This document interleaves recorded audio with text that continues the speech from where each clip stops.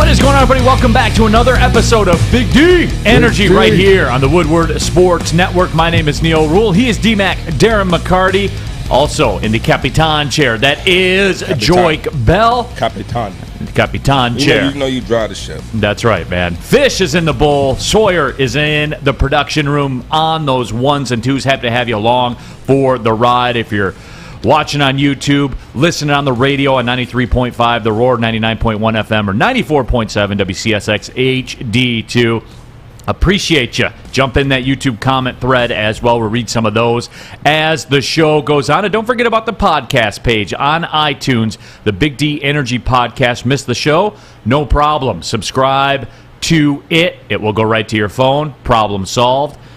You don't really have to do a whole heck of a lot, which is my forte. But happy to have everyone along. Happy to be with y'all. And let's get it, everybody. I mean, we got a lot to get to. Mel Tucker is going to be like the richest man in the world, is my understanding. Michigan State stepping up to the pump. We'll discuss that. Lions at the Browns. Jared Goff questionable. Tim Boyle taking the first team reps. Michigan State, Ohio State, Michigan at Maryland. There's a ton to get to. Odell Beckham, there's been some chirping about that already. That took all of about 35 seconds. My favorite, college football bowl projections, the playoff rankings, all of it. What a 16-team playoff would look like. Pistons got a win yesterday. It's a good thing I did the cardio today, boys. What's going on? Pistons got a win. Hey, Sawyer, what happened to your Bulldogs? Oh, neutered. It was just a bad day. And then the Grizz won. Hey, what did they that? Did. You posted a great, if you follow at Neil Rule on Twitter, talk about the atmosphere. Because the atmosphere, I flipped it on, and you know, one of the two things we had Coach Campy on yesterday talking about a must-win game early in the season with Toledo, but the boys went out there and the atmosphere had to help. But what was it like from your perspective? You don't realize it until you get back into it, and it was popping yesterday in the arena. Almost 4,000 people in there. Golden Grizzlies destroyed Toledo in the second half. They're good, man. They're good. I'm just telling everybody, get on board. After the show today, I'll be jumping in the plane going down to Alabama. That's obviously a tall test. Which will be a big test, Alabama. And Coach said yesterday about the defense travels, right? And obviously that shutdown. And you said, well, how did you say it when I asked you about the Oklahoma State game? And you were like, the difference, they don't have Cade. We just shut them down with that gun. Would you say that wonky or zone defense? Yeah. What was it? It's a bit of a wonky 1-3-1 zone that they play, but they play it well. Because they're committed, right? So anybody who gets a chance to go and check out a home game won't be for another month or so. But look at that too, getting some love in there. Rack Jamal Cain with a big game yesterday. He's incredible, Joik. You got to watch Jamal Cain. Is he your new Kay Felder? He's 6'7". I know Kay's different, but remember the hype or whatever, because that's the thing is Camp gets some players, bro. Yeah. He got and when you sit here and talk about different guys, but there's talent. I just like the continuity. I like that you checked it out on TV yesterday. I had to see. He pulled up on me, Joy. Listen, we're going to invite us to a game where we can come down. Listen, I'll tell you this, no word of a lie. My favorite golf visor is my Grizzlies golf visor that I got at the game because it's the big, thick one. Yeah. Right? I rock that thing out, but we'll go down. When they come back in the new year, go check these guys out. But if you haven't seen a game, part of what's going on in this area, not just what's going on down the street in Michigan State. We'll get everybody out there. I like what the coach said yesterday. Going down to Alabama, he said, swag is that has to be earned. And so you can go down to Alabama and you win that game down there. Now you have a lot of swag coming back home. It is when you think about it too. I mean, now you're talking too. If you do get that win, now you got to win at Oklahoma State. You got to win at Alabama. You beat Toledo. They're number 8 in the RPI right now. So my question. I'm just saying. My question: does college basketball's committee, are they more,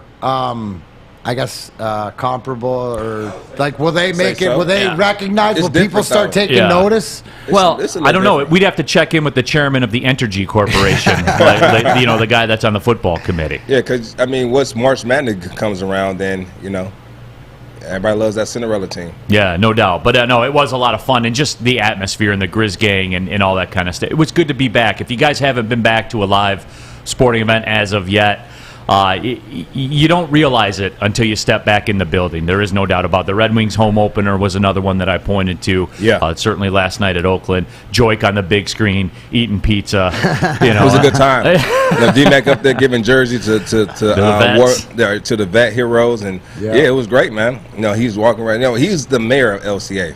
Just so you know. He's the mayor. I know, right? We talked about this after the game. We built that city. He's the man of the people, bro. Yeah. I love it. I'll be there. They play tonight, obviously, in Vegas. I don't know if they'll have the captain, but I'll be there next Wednesday at the home game against St. Louis. So doing game day live. I love it. I enjoy. That's by far. I said it jokingly, but I wasn't. I said it jokingly, like that if I will do all that other stuff if you let me give away the jersey to the vet, right? That it's a comparable to everything else. That's my favorite part. Wow. And to see, right? I mean, just and you see the way we've had our buddy Ron Cyrus on. You see what the Lions what the Lions do for the veterans. It's just. I love the way that it's not just here's the vet and this, he served here. It goes through and it shows you pictures and different stuff, the families that are there. And I know that like the guy that Mr. McIntyre that I gave it out with, he was there with his grown sons. One of them had a beard that was awesome. But and you see the family tear up and be a part of it. But as I always say, that's Wing Wheel Nation. That's the culture. That's what we're all about. Detroit versus everything. And I'm just grateful to be able to, meet and greet and do that with everybody. I say I'm a battery. It's my power, and that's what I do. So you deserve it. You deserve it. Yeah, well deserved. And a YouTube chat thread, D. Smitty says, my boy Cade Cunningham, though. And Cade did it again last night, Joik, where coming down the stretch of that basketball game, and Cade didn't have his best shooting night. He was 1 of 8 from behind the three-point line, 6 of 18 from the floor. But when it was time to close down the club, he did it again, and he's starting to take on that persona, man. He turned the lights on and tell everybody, "Hey, it's time to go." The Mariano or the Marriott, man. Like he comes in and just closes it down. But he's that type of player. Coming into the last stretch, and just putting the team on his back. But is that what we need here? I don't want that here. I don't want that here. A closeout time. Yeah. I want it. I don't want that. Here. You know what I want. You know what I want. I want Cade to continue what he's doing, and I want that 1 for 8. We're gonna have to work on that because I'm gonna talk about everything good, but we can't overshadow that. Cade is what I'm not mad with Cade at all. I still love him. I think he's great here. I think he's great energy. But I just want to, we're gonna get in the gym. I know he's working on this. So, give it time. Give it time. We're at the beginning. We got plenty of time, but moving forward, those things I want to see him improve on. Again, though, when you come in and you close down the club, though, that's what this league is about. That's what this league is about. It is, and that's true. And that's and I'm glad he has that because at the end of the day, that's the most important thing. If you can come in at the end of the game, it doesn't matter how you start; it only matters how you finish. And I just want him to be able to be that guy, throughout the entire game. But that's tough to do. That's tough to do. Well, that's why you needed teammates, right? Figure out them, and I'll go back to his quote: "The more we play together, the more we learn each other." And then maybe it'll come down to it, and he won't have to close the club. You know what I'm saying? And because it's his maturity, man. It's his maturity. That's it right there. His maturity is beyond different level. It's beyond. Yeah, that's his maturity. His leadership is beyond his years. Like that's point blank. Period. It's beyond his years. That's why you just got to be comfortable with, because you say it all the time, Neil.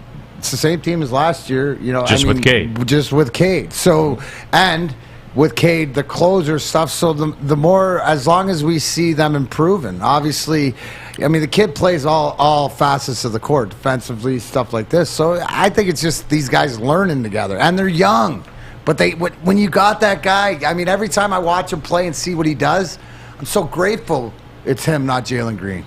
It's just the way it is being in Detroit. It's the guy who's going to lead you for years and years. It always comes back to that. It always comes back to Jalen. And it always will. Yep. It always will. Let me see here. D. Smitty says, can you imagine if Cade put on more muscle, too? Well, you got to remember, he can't go to the bar yet. He's 20. But that's the whole thing. He's not even into his man body. He closes a club, yet. but he can't get into the club. Go look at all the 20-year-olds, Kobe, LeBron, all these guys. Wait till he starts forming into his man body, right? Well, that was the thing when we played there last year, and I saw him, Joyke, and I told you guys this. I saw him walk out of the tunnel and come out on the floor, and I was like, damn, like the number on the back of his jersey like stretched across his shoulders. You know what I'm talking about, man? Like when them shoulders are wide and everything shoulder. Like that. I mean, he's got the frame. He's got the frame. Like that'll come within the next couple of years. That'll come. I'm telling you guys. And he can do a little bit of everything. And I'm not saying at the basket too. I love the way he because of that strength. Yeah, because of that strength, he's only going to get stronger. And that's why I talked about. I don't think you could have went wrong with any of the top three draft picks. Now, certainly Evan Mobley is hurt, and Jalen Green can score. He's going to be an elite scorer in this league. I know D-Mac. That's fine. I'm sorry, D-Mac. I'm sorry. About the points. I'm sorry. I know, but there's, again, I always talk about being on the highway, and there's different exits. Like we're at a different grocery store, and there's different aisles with this one. And, the Pistons did we'll take the little bit of everything guy. Yeah, no, and that's what you need because they took pretzels. Yeah, pretzels are good for everything. You can set them out before everybody comes over. You can have them as a snack during the game. You know what's late good about night. that? You know what's good about those pretzels when they put them out before everyone gets there? They're still going to be there when everybody leaves because no one eats pretzels. But they're versatile. But you know what? You stare at the bowl long enough, you're going to eat some. Yeah. you are. It's not going to wow you right away. Yeah. But you're going to cave, and you're going to have some pretzels, man. And you're going to just eat one. The salt gets you to eat a few. Yeah, and Jalen Green is like sour cream and onion chips. It's just not everybody's flavor, but the ones who like them really like them. I'm more salt and vinegar. Well, same. Salt, vinegar, that's the same. Sawyer, yeah, salt and vinegar. That's the same thing. But you don't eat so much. Detroit Dabber 313 is great on defense, awesome lateral movement, and a huge wingspan. And that's the formula, everybody. You want to be a good player in the NBA? That's the formula. It's just I am excited. And again, guys, remember, they could win 24 games this year. It could be bad. I'm telling you guys, I roll with this team. But how often do you not see, like, we're talking about, we're waiting for our guy to physically come into his zone. Not mature, not mentally. No, that's what I'm saying. Usually you bring the young guys in, they got to learn how to play. They're physically gifted. They're ready to play. They can skate. They can run. They can dunk. They can shoot.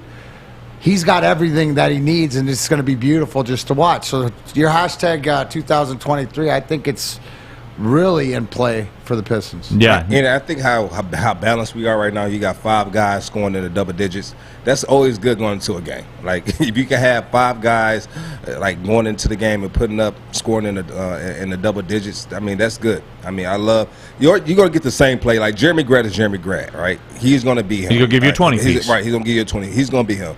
Sadiq Bey, he's off and on. Yeah. He's kind of streaky, but I still like him. I think once he becomes more consistent, Cade is Cade. Love his leadership. But Corey Joseph, he surprised me. Had an 18-piece last night. Like, okay, it was his best game of the season. I mean, he's a vet. He's been around a long time, so you know what you're getting with him. Yeah. You're certainly not going to count on that every night, but exactly. But he is good. He's a good player to have. And the guy on the that team. I like last year that we don't talk about too much is I like Frank. I like Frank Jackson. I like him a lot, though. I like his attitude when he plays the game, and I think he's smart and savvy. And he's a young player. I think there's a lot of upside to him. So we'll just see what happens with him in the future. Jenna Newman says it always turns to food here, doesn't it? I have noticed that. I was going to say that, but food and drinks. I had a piece of pumpkin pie for a show. He did. Oh my! You need to tweet that picture, man. I will. He was stuffing just stuffing a piece of, and he cut it. And you know what? It was actually brilliant. And I took mental note of it. It was actually brilliant. D-Mac cut the piece, like he takes a piece of the pie, and then he cuts another piece of the piece, so it's handheld. It was a handheld piece of pie. Didn't need a plate, didn't need a fork, any of that. How much whipped cream was on that thing? Oh, too? yeah. I mean, it was simply a delivery vehicle for the Cool Whip. I mean, there was no doubt about that. I could eat Cool Whip by itself. No, you couldn't. You know what's good about Cool Whip? It's lower in sugar, man. Real talk. Hold on. So I have some. So this is pretty funny. What did you use a Cool Whip bowl for once the Cool Whip was gone? Did you throw it away? Did you use it for a bowl of cereal, a bowl of spaghetti? All the above. All the above. All the above, man. Always using that. What do you guys Cool Whip use an empty Cool Whip bowl for? Because you always keep it. 100%. Yeah, 100%. Well, I liked it too because like you could bring spaghetti for lunch or whatever, and if need be, you could just toss it. I'll tell you, I bet a lot of people use that Cool Whip bowl for ice cream or something, apple pie with ice cream on top, peach cobbler with ice cream on top. Or just eat the Cool Whip right out of it, because that's what I would do, because Cool Whip is that strong. You know who else is strong? My Bookie. From all the biggest games to the smallest events, you can make every bet worth your while at MyBookie. You can start by doubling your first deposit with MyBookie's first deposit bonus. Double your money before you even place a bet. All you have to do is sign up, deposit using the promo code Woodward at MyBookie. There's tons of great games and prop bets to take advantage of this week. But how about this one? Sunday, two powerhouse offenses meet when the Chiefs take on the Dallas Cowboys. Cowboys have been on a tear this season, except when the Broncos come to town. And the Chiefs, they've struggled a little bit, but it looks like they're getting right. The Cowboys could cover that spread, and you could walk away with the bread at MyBookie. Don't wait any longer. Head to MyBookie today to redeem your double deposit bonus so you can get in the game and start winning big right now. The promo code Woodward to receive double your first deposit instantly into your account. There's no hassle. There's no wait. There's no games. There's none of that. Get that deposit doubled, and you're off and running at MyBookie. Bet anything, anytime, anywhere with MyBookie. Have a gambling problem? Call 1-800-270-7117. Big D. Big D. Your Detroit alternative to the normal sports blah, blah, blah. It's Woodward Sports. Tony is a third-generation logger that has a simple, practical approach to life and work. That's why his Coast DX342 knife is perfect for him. The stainless steel blade is rust-resistant and made for all-weather use. And the double roll-lock safety ensures that it will never inadvertently close when he doesn't want it to. That's why Coast is trusted tough.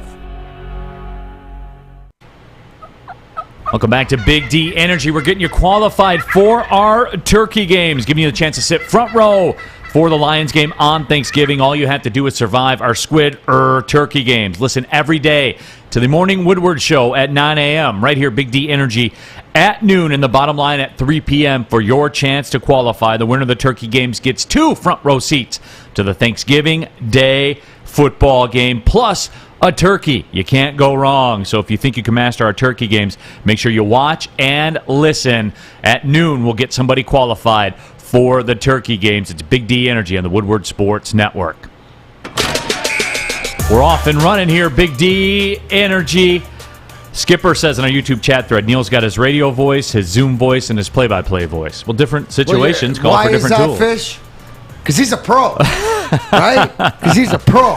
Yeah, you got to play the ball as it lies, man. Play the ball as it lies. You had your penalty kill, you had your power play. That's it. And you had your lockdown final minute of the game, right? Absolutely. You had your extra man. Yep. Joik was a blocker, a pass catcher, a runner, punt returner, run wide, run inside the tackles, right, Joik? Yep. Versatile. Get skinny. Yeah, get skinny, my favorite. That's my favorite, too. Watch him get skinny. That's all I can do is watch and look forward later to Ballin with Bell. But just a shapeshifter. But I watch that, though. Watch running backs, college, whatever like that. When you see a run, me as a guy who didn't play football, when I watch the replay, I'm looking to see, did he get skinny? Oh, wow, that's what Joey's talking about, off the block. So, I mean, there's lots to learn with Ballin and Bell. Yeah, so get skinny, so break it down. It's just when you're trying to get through a small hole, and sometimes you just got to turn your shoulders. You got to get skinny, slide through that hole. Some guys, it's got to be harder then, right? Too, because if you're broader, you're talking. But I can't imagine you getting skinny, Joy. No. Do they say, Joy, get thin? You can't get skinny. Get thin. There's a difference. You're right. You got to skim that block. So it doesn't matter how broad your shoulders are because you're turning sideways like this. So when you turn it sideways, everybody gets skinny like that. So you can kind of squeeze. So you get through a hole like this by, turning and kind of bulldozing your way through it. You just need a little crease, right? Just a little crease. Just a little crease. Absolutely, man. But There's going to be a lot of creases in Mel Tucker's wallet. I was going to say something in his wallet ain't skinny anymore. No, Mel Tucker's wallet will not be getting skinny, nor will his bank account. They're working on the details right now of a 10-year, $95 million contract extension for Mel Tucker. The deal would make Tucker the highest-paid black head coach in American sports, which certainly is groundbreaking. I believe he'll be the second or third highest-paid college football coach in the nation as well.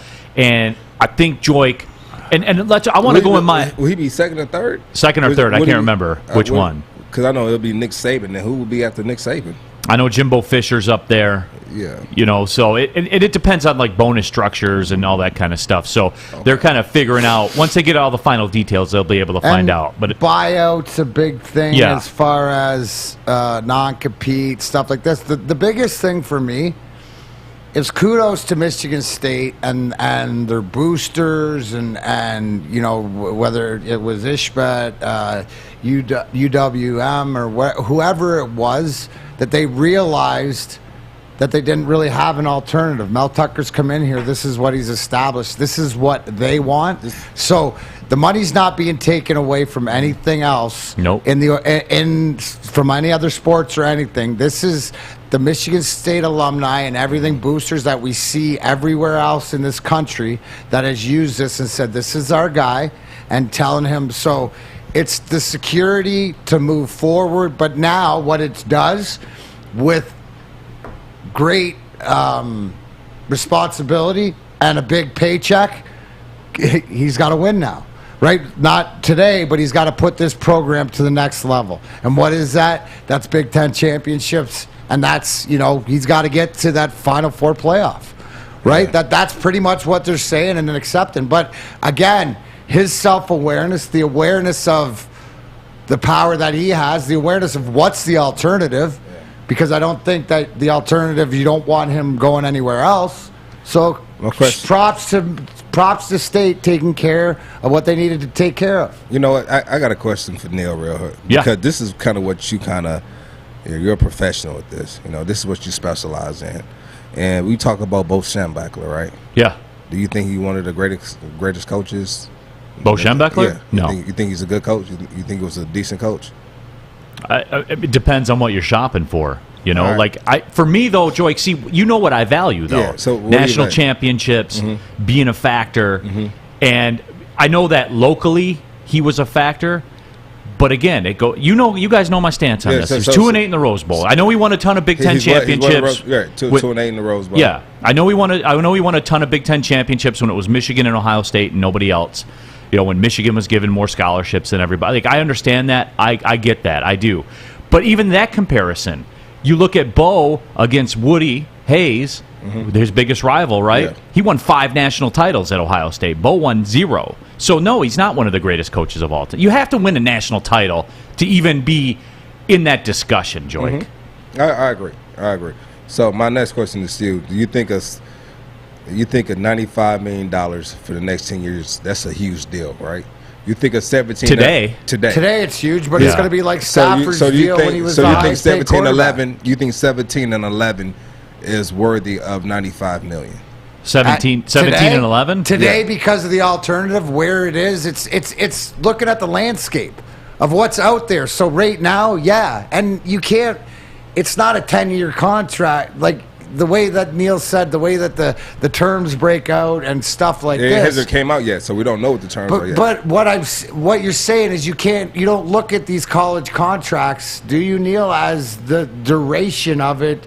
To me, so John Gruden, right, signed that 10-year, $100 million, right? What this is similar to that, except in a college program.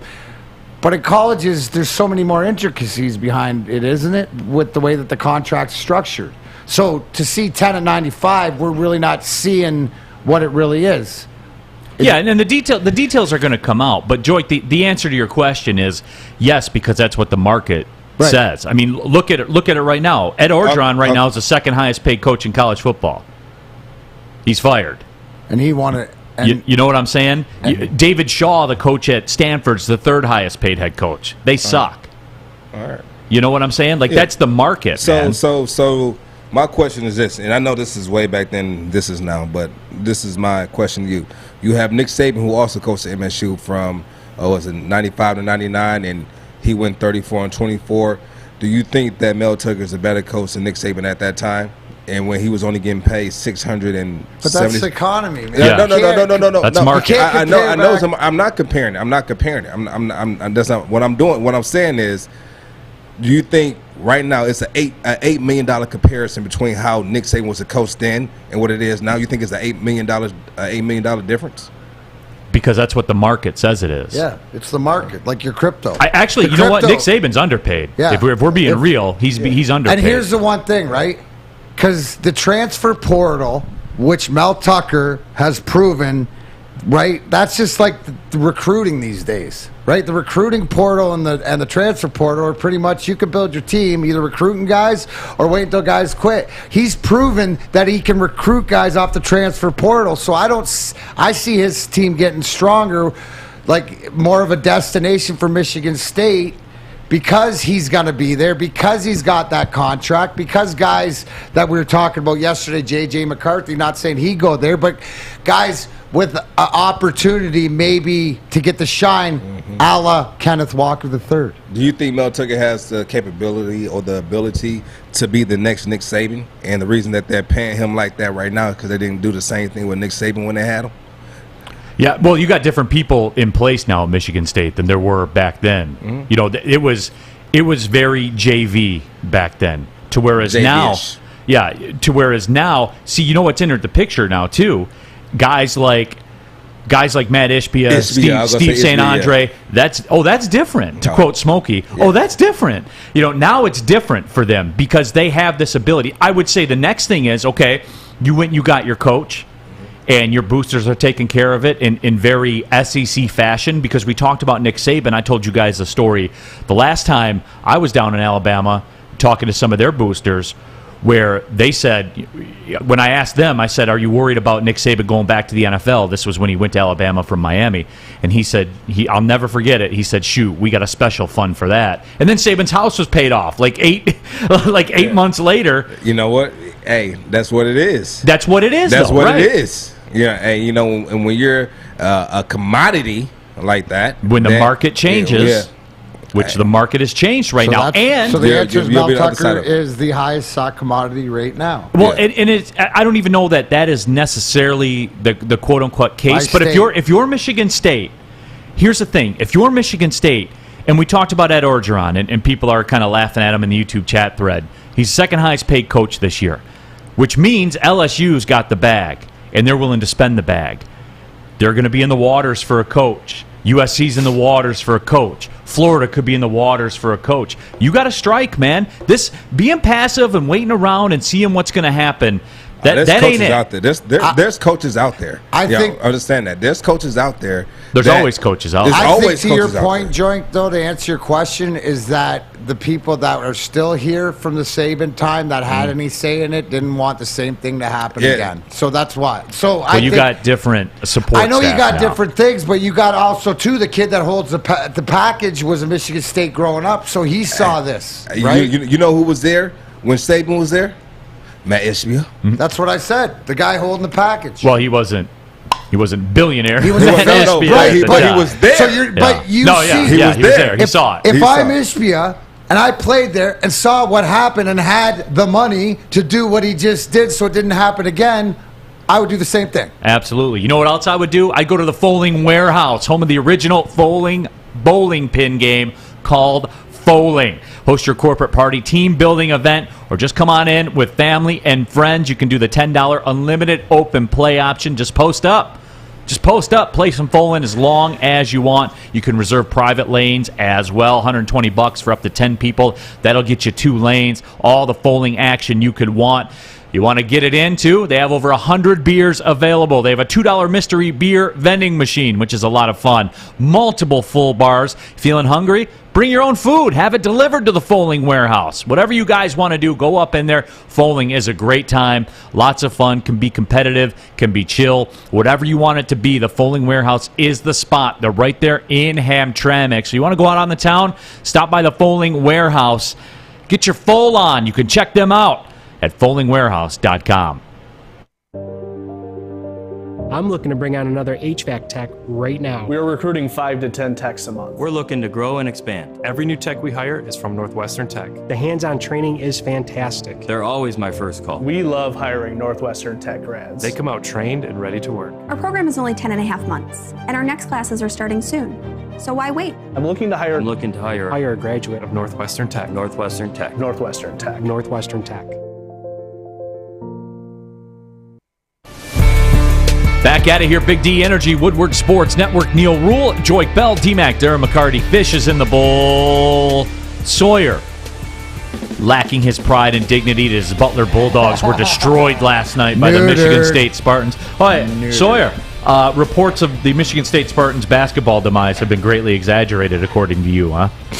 I mean, I don't really follow college basketball that much, but I mean, Michigan State played well last night, and Butler played like garbage, so you got to take what you got to take. Hinkle Magic wasn't there. We didn't have a red bucket up in the rafters catching the leak, so it's whatever. But, I mean, if you check the screen behind you, we got a nice picture of D-Mac eating some pumpkin pie. So there it is. There's D-Mac. Oh. He cut the pumpkin pie into a bite-sized piece and used it as a handheld delivery, Cool Whip delivery mechanism. Wow. I could go for another one right now, too. That was just so good. It is. It's all on the bite. And honestly, when you look at it, I thought you was eating a donut with like frosting on top. Yep.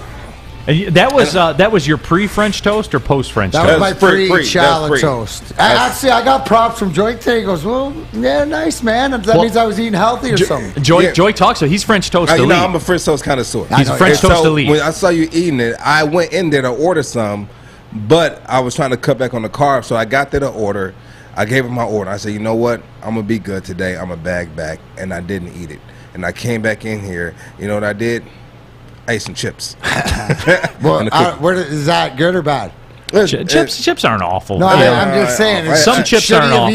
It was the plain ruffled chips. It was just plain. I had a little small bowl of it. Some chips aren't bad for you. The whole bag of chips, yes, that's bad for you. You want to get a little mini bowl full. Joik and I, we shared chips together. Breakfast of Champions. We did. Yeah, Breakfast of Champions. Hey, Daniel Gray says State overpaying after 1 year is a sign of overall weakness of the program, not show strength. That is so wrong. Yeah, you're absolute wrong, and to me that just comes glaring from a Michigan guy that is bitter because here's the thing. Whether it works or it doesn't work, Michigan State is planting a flag that this is their guy. Okay? So that's it. Well, it's multi-layered. It's multi-layered. It's so multi-layered. It's that he's their guy. It goes back to what I said before the break. It's about to be coach hunting season with big-time sharks in the water, right. i.e. LSU, i.e. USC. If Florida fires Dan Mullins, you're not in the market right now to have your coach out there available. And what this does, D-Mac, this says he is off the market. So what is LSU? What is that coach, whoever they hire, what's the number he's going to get? Right? You know what I'm saying? It's market-based economics. Right. Exactly. So what I'm saying here is, and I mentioned it before, is when Stafford years ago got the highest paid contract for not at $26 million or whatever. Now he's 14th or 15th highest. Right. It's gonna even itself out. And you know what? You've just taken any sort of sweat. What's your coach gonna do? Is LSU calling? Is this team calling? What's he gonna do? He pretty much told you, no, I'm committed to you guys. You're committed to me. And yeah, that's the benefit of having a booster who's a billionaire. Right? That's what it is. How long has this been going on elsewhere? Right? We're boosters. You just said Alabama's got the special fund for the saving. Well, see, that's my point, though, D-Mac. And again, not to take it back to the Michigan thing, but I guess it's taking it back to the Michigan thing. I always hear that because yesterday, there were some people on the YouTube chat thread that were upset with what I said when I said, there might be better business opportunities for you as a player at Ole Miss than Michigan. And they're like, how can you say that? Because they open it up. We hear about all these, these big Michigan money people, but we don't see it. You know what I'm saying? Yeah, they built the stadiums. You don't see Ross out there doing a lot of things. I don't see him cutting a check saying, hey, we're going to go get Nick Saban or something, or we're going to lock up our coach for $100 million. No, I don't see that. You know what I'm saying? What coach are you going to go out there and give $100 million to?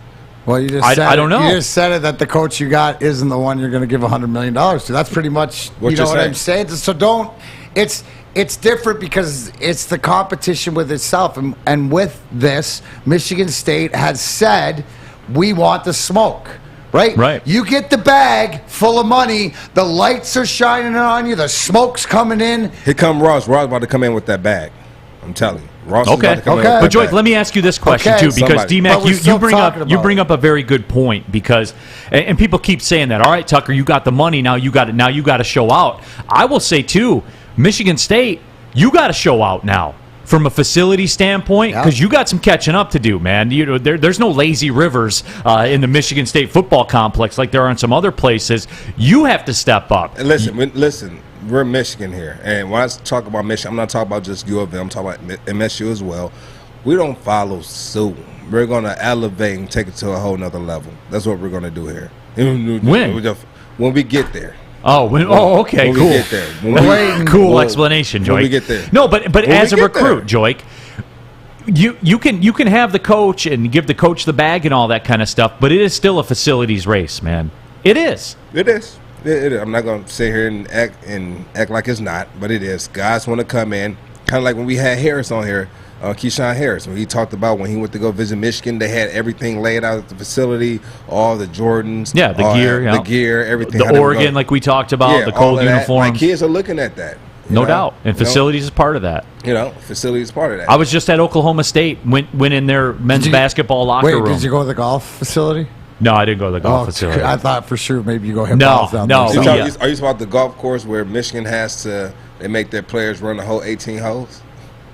But I went into the Oklahoma State locker room, and this was on par with the Pistons at Little Caesars Arena. I mean, the granite countertops and the slate tile and the multiple flat screens and the lounge and the kitchen area. I mean, all that stuff, the nutrition area, the cold tubs, the hot tubs, all of it. I mean, it was NBA level. There was, and again, we know the book on Oklahoma State, right? Billionaire booster that said, hey, I want a new football stadium. Woke up one morning and said that and had the money wired by noon. You know what I'm saying? I'm gonna tell you for a football stadium. I'm going to tell you this. Some of these college stadiums are better than NFL stadiums. 100%. When I tell you I went to Buffalo, worst NFL stadium I have ever been in. Worst practice facility I have ever been in. They need a new stadium badly. And the worst, cafeteria, right? Everything there was bad. Like, when I went to my rookie year. And this one, Ralph Wilson, the late Ralph Wilson was the owner of the team. And then now, when he passed, a new owner came and bought the team. When he bought the team, it was he put about 20-something million just to the practice facility alone. That was one of the best. It's Class A. I went back for a visit when I left the Lions in 2000. After the 2015 season, I did a visit there, and they had one of the best facilities I have ever been in, from the cafeteria to the locker rooms to lockers. I was like, wow, you guys have really upgraded since I left within the last 5 years. Like, I will come back and play here just because I see how you guys are treating the players, what you guys have done to the weight room, the training room, the state of the art technology you brought in for your players. I would come back and play here. I would. But every team isn't on that level. Right. And in college, that's magnified. Because in the pros, it's a money-based game, right? Like, you can overpay in the pros. I call it a bad team tax or a bad facility tax. You know what it was? The new owner of the Bills, I love this story. It's kind of self-made. It was to a point where he was working so much he couldn't afford, he wasn't getting paid that much he couldn't afford to eat. And so his co-workers would bring him food to eat while he was in the lab working. But he ended up inventing something, I think, dealing with the oil industry, and then sold his company for like $3 billion. And then he ended up buying, I think, the hockey team there. I think he ended up buying the football team as well. Like, it's like his story was like amazing. And then he really put money into like Buffalo and into the team, into the organization. And like when you talk about people who get money and come back and put into a team or to an organization that they love, that's what we need to start seeing at MSU, at Michigan. Things like what this guy has done in Buffalo, they need to start doing that here. Then that's going to help us get more players, because that's the issue. We're getting decent players, but Alabama are getting those 5-star recruits. And Ohio State and Georgia. And Ohio State, all those schools. Yeah. You know what? Chris Knus on the thread brings up a great point, right? Michigan is, behind the scenes with building things. That's got to be booster money. And you look at their basketball program. Juwan Howard just got locked up. So they are spending money, the university or whatever, but it's just not on the football. The thing is this, though, when you think of U of M, you think basketball, you think football. Now I lean towards basketball. No, it's still football. It's still football. Even I know that, Joy. Yeah. But because the corporation, the marketing is strong with the corporation. It is.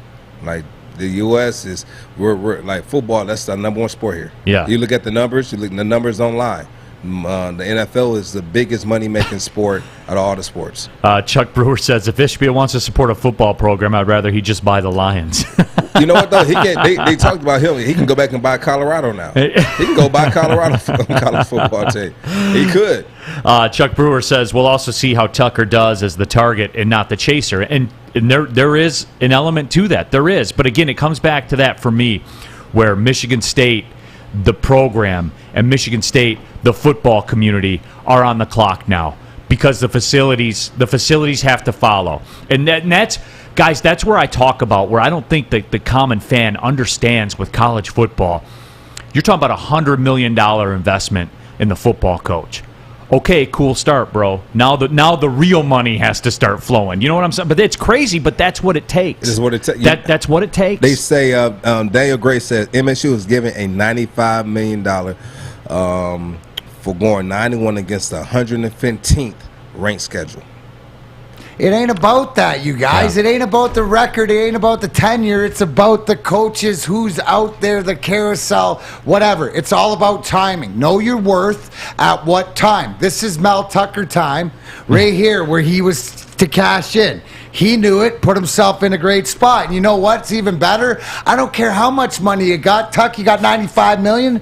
You could still go to coastportland.com and use WSN20 for 20% off. You might need a machete to get all these haters off your back. Congratulations, because the smoke's coming. So you might need the lights to find your third or fourth house, or maybe that third boat you're going to buy. Who knows?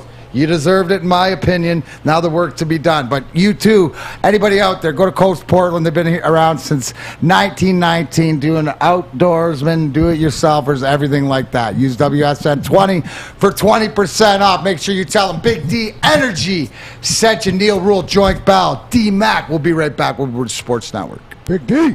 Hi, I'm David Hall from Hall Financial. Did you know mortgage rates are still at generational lows? If you haven't refinanced your home loan yet, there's still time. Now is your second chance to refinance.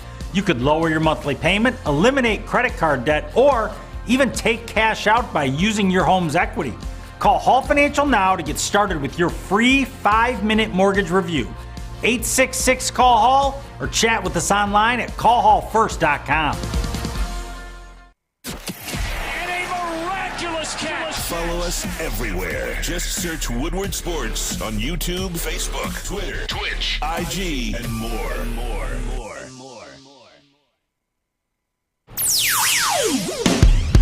Welcome back. Big D Energy, Woodward Sports Network. My name is Neil Rule, Darren McCarty, Joik Bell. You know the squad that's up in here. I'll be out tomorrow. I'll be traveling with Oakland basketball to Alabama.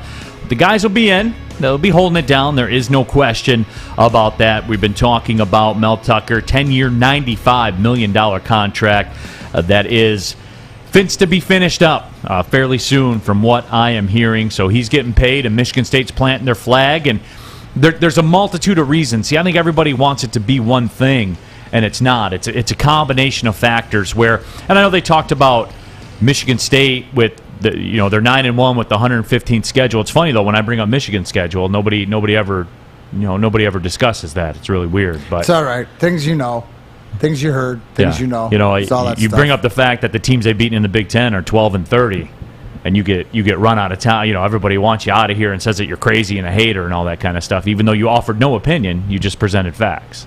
But, I digress. Yeah, you digress. I digress. We move on. Facts, sometimes people don't like to see it. But, again, the bottom line is this, to me, is you nailed it. Michigan State is planting their flag, and the program, we're not worrying about down the road or this. This really puts it down as everybody look at us. But now what are they going to do with it, right? And it's not about the record before, the record after. It's his time, Mel Tucker, as his audition. The factors. The factors that matter. The audition, the way he walks in, everything that Michigan State has seen that this is their guy. And what do? You put your money where your mouth is. They've done that. Now it'll be interesting, like you said. What do they do on top of that? Yeah, outside of that, because now you got to compete. It's one thing to get. Yeah. And I don't think people understand the whole coaching carousel thing that we just avoided. The talk, because now you know what Mel Tucker decided. It's out. It's done. Over. It's right? over. There's no, I wonder what he's going to do. He could say, I'm not going to do this. Some people would say, well, look what he did in Colorado. He said he was coming back, and then he didn't do. We're done with that. We know where this program's moving forward. And there are a lot of factors. There was that. There was the coaching carousel that's going on. There's a fact that he's beaten Michigan his Twice. first 2 times that he's played them. There's the fact that they are 9-1 when Spartan fans would have gladly signed up for a bowl, any bowl, before this season started. There's all those factors. I have a good friend of mine who told me one time, life is all about timing. Timing. Because it is. It's a timing game. It is. That's all life is, man. And so, yeah, he's getting paid, and there will be a lot expected. And like we were talking about, there's going to be a lot expected of Michigan State, the organization, Michigan State, the program as well. Can I ask you this? Yeah. Would you, and this is a great point by Chuck, right? And to your point, Joint, Stephen Ross, he has put money into that UM football facility. A lot of the times it goes beyond, so it's not like he's not. No, the football facilities are great. Their facilities are great. There's no doubt. My thing is yes, Michigan State has elevated and raised the bar themselves, right? They've said, listen, doing this means forget everything else. Be little brother, play little brother, not be little brother. But they're saying to themselves, we're done. We're stepping up. We've raised the bar. So now we'll be judged by that, and there'll be bigger spotlights, not only here in the state, which is the same way, but nationally, right? Nationally. This is it. So now it's time to put up or shut up. But me personally, watching the way this team competes, the intensity of Mel Tucker, the things that I hear, he's a guy that I'd like to play for. And I think that he is a coach of men, these young men, just by see the way that they respond. And that's, another thing is that I believe that this Michigan State team builds their talent or looks to it not as the recruit, but the transfer portal. Because he's proven it. Daniel Gray says Michigan's strength of schedule is ranked 54th. Well, they can thank Michigan State for that because the teams that they beat are 12-30 in Big Ten play. And they beat a couple of MAC teams in the non-conference. And they beat a Power 5 team that just fired their coach. Like, that's what it is, guys. I'm not going to... Are you laying facts down again? No, I mean, their strength of schedule is 54th because they played Michigan State. That's why.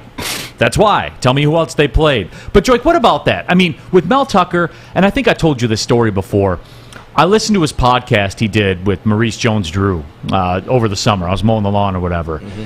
And the way I heard Maurice Jones-Drew talk about Mel Tucker, as an NFL player who played for him in the National Football League, where you've told the stories about guys you come across. Yeah. You believe in all that go team stuff? Like, get yours. The way I heard him talk about Mel Tucker, I walked away from hearing that podcast going, what do you say? That man, just the way the tone in which he spoke about Mel, the affinity that he had for Mel Tucker as an NFL coach. Yeah. Dudes will go to the wall for him. From what you've seen of Mel Tucker, would you play for Mel Tucker? From what you've seen. Now, so I've done I think this was last year. I did a, what do you call it? I don't think I would call it a panel. It was like a virtual panel. It was me, Mel Tucker, the president for the Pistons, and then Governor Whitmer. And it wasn't Governor Whitmer. It was the Secretary of State. That's who it was. It was the Secretary of State. And look at Joik and the power groups. Yeah, and so we're doing this virtual panel, and we're talking about like a lot of different topics, and just listen to him speak, and hearing how he was just within the whole process. I can tell and I can see why these players are playing for him the way that they are, right? And I grew more respect for him after doing that virtual panel with him. And it kind of, shed light on why, he's in the position that he's in now, right? And so, yes, I will play for him. It's funny because I got a call from another coach the other day who's looking to take on a head coaching job somewhere else, and that's why if I would put in a word for him, because they were doing a petition to potentially become a head coach of another school that is. I don't want to put anything out there, but it's a big school. It's a big school, and I said, yeah, have them give me a call. I'll be another reference for you, and for sure, I would love to see you with that job because I know the type of man you are, and I know what you can bring to a team. And I know this is what you've been working on for quite some time, and so. When you have a coach that you play for in the NFL, he wants to go back down to, and he goes down to a college level. Say for my coach, I would have loved to play for him in college and in the NFL. I love my college coach that I had in Paul Winters, but it just is a lot of good coaches out there. And so, for me, for Mel Tucker, from what I saw, I would have loved to play for him as well as a college student athlete, but not taking anything away from the college coach that I did have.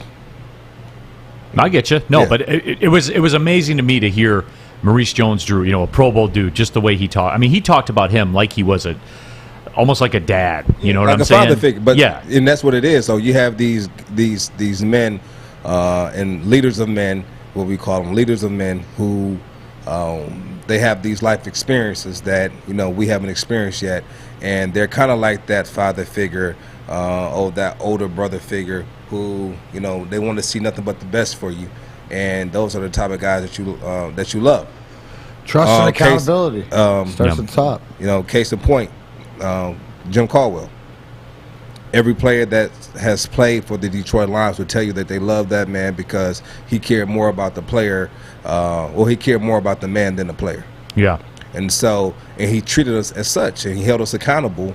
While at the same time respecting us as men. And that's why we were able to go out there with the same team, almost identical team from the 2013 season when we went 7-9, and we were able to go 11-5 and, potentially make a run in the playoff that was taken away from you. That was, it was taken. You don't say that. I'll say it. It was taken away from you. I don't want to say that because we had opportunities to go out there and win. So I'm not going to say that, but yeah, you'll make more excuses for Michigan than you ever will for getting screwed, like in your game or whatever. No, dude. No.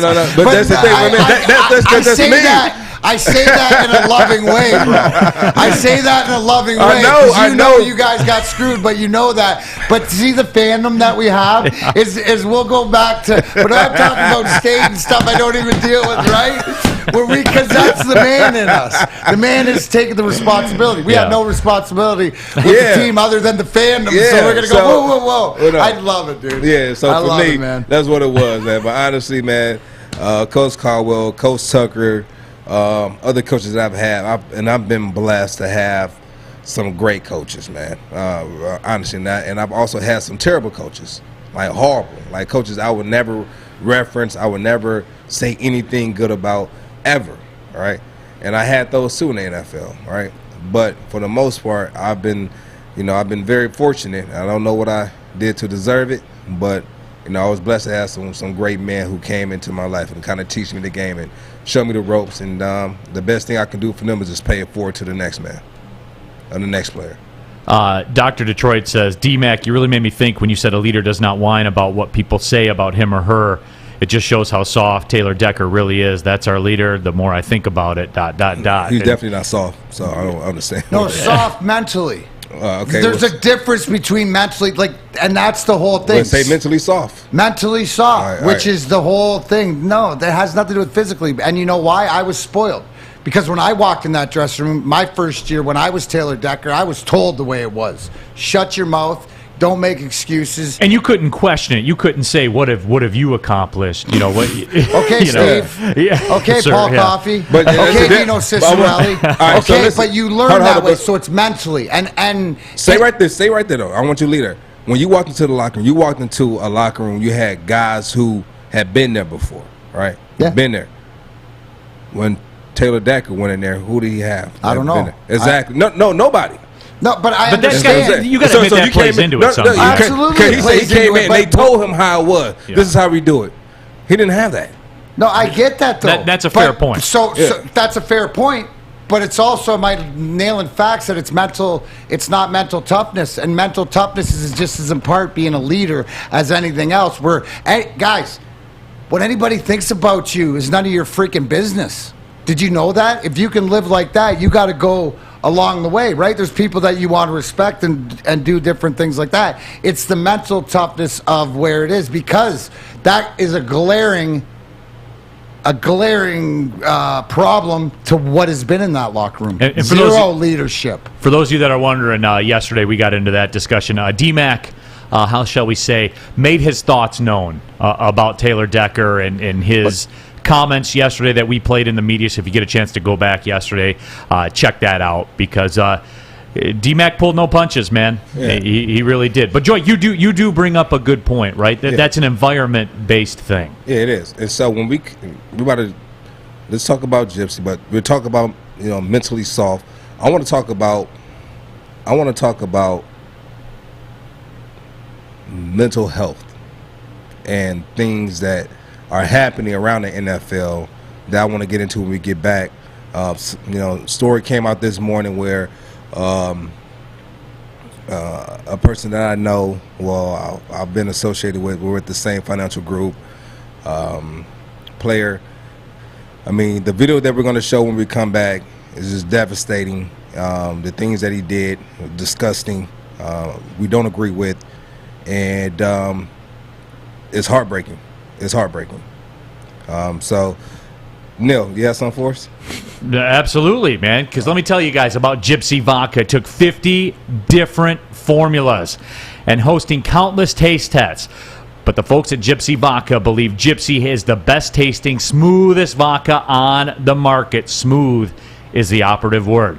Gypsy's gluten-free and is corn distilled 6 times using artesian spring water. You can support local people from right here in Michigan. Gypsy Vodka out of Petoskey, as a matter of fact. Try a bottle today. Ask for it by name. It's Gypsy Vodka. Here's how I do it, folks. In the holidays, they're coming up next week, everybody. You're going to be around family, and some of that family, you're going to need some Gypsy Vodka to be around. Let's be real about it. You take a cup, put some ice in there, you put a little hit of Gypsy, maybe one more hit, depending on who's over. Some club soda, squeeze some limes in there. You are ready to rock. I'm a diva. I'm high maintenance. I need 2 to 3 little lime wedges in mine. But that's just the way that I operate. Enjoy your Gypsy Vodka the way you want to enjoy your Gypsy Vodka. As always, drink responsibly.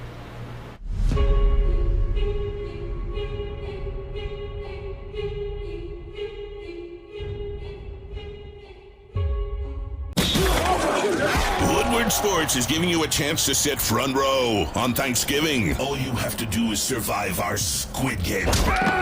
Nope, our turkey games. Listen every day to the Morning Woodward Show at 9 a.m. Big D Energy at noon. And the Bottom Line at 3 p.m. for your chance to qualify. The winner of turkey games will get tickets to the Thanksgiving Day Detroit game.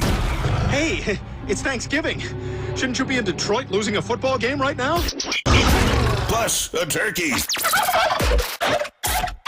So if you think you can master our Turkey Games challenges, watch, listen, and win. Make sure you're following @Woodward Sports on all social media, or go to woodwardsports.com for additional chances to qualify. May the best turkey win.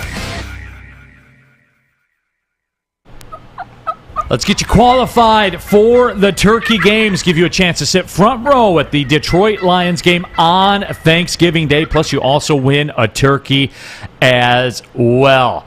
Now, here's what you're going to have to do today. You're going to need to send an email. It goes right to Fish, as a matter of fact.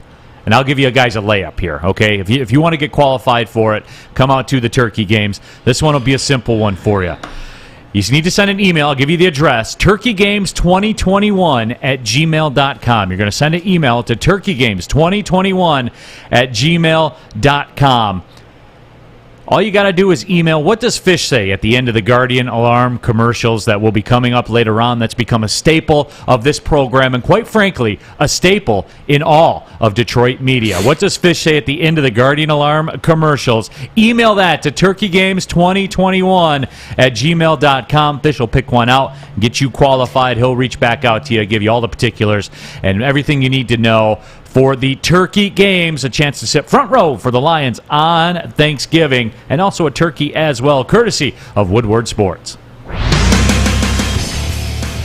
Second hour of the show, Big D Energy, Woodward Sports Network. My name is Neil Rule. He's D-Mac, Darren McCarty. He is Joik Bell. Fish is in the bowl. Sawyer getting his pride back together after his Butler Bulldogs were pounded by Michigan State. Yeah, they did. They got beat down. Disturbing story that Joik alluded to. Yeah. And I didn't want to click on this again, another one of those. I did, and before we play it, I will tell you, it's very disturbing. It is very disturbing. Disturbing to the point where I wished I didn't watch it, but that doesn't mean it didn't happen, and it doesn't mean that it doesn't go on in our society, because it does. We're certainly going to have some thoughts and some discussion points about that. And this Zach Stacey, former NFL. Zach Stacey, former NFL running back, spent some time with the Rams, the Jets as well, the Canadian Football League also. A video surfaced of him, a domestic situation. I'll call it what it was, a beating situation with his wife in front of the child as well. It's very uncomfortable. If you don't want to watch it, I more than understand that. You can go ahead and look away. Yeah. That's fine. I wish I would have looked away, but I did watch it. So before we begin to it, so it was his ex-girlfriend, and I remember I spoke with Stacey sometime around this time last year. I know it was in November of last year, and we were talking about. He was calling me for some advice about some financial things, and we were speaking.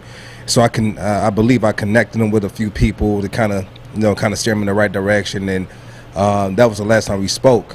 And it's situations like this. We talked about mental health. We talked about a variety of different things, and for a man to do something like this, what you're about to witness, and people who are listening on the radio, I believe we're going to have it up on the Woodward Sports website if you want to go check it out later. But to do what this man did in front of his son to a woman he said he loves after he's walking out of the door has to have some mental issues.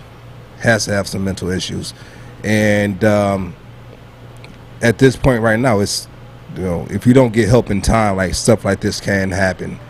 And I feel sorry for the young lady. I feel sorry for the child. I feel sorry for his mother. He has a little brother that has Down syndrome that, he was like their support. And so now they don't have that anymore and right now he's fleeing. Last time I heard the story, he was fleeing from Florida because he already had a warrant there. And I really had to have a talk with my financial advisor this morning, and actually both of them. And I asked them, have they talked to him? Have they, as of recently? And because this right here is something has to be wrong mentally. Play the flick for us real quick. If you can hear the audio on it.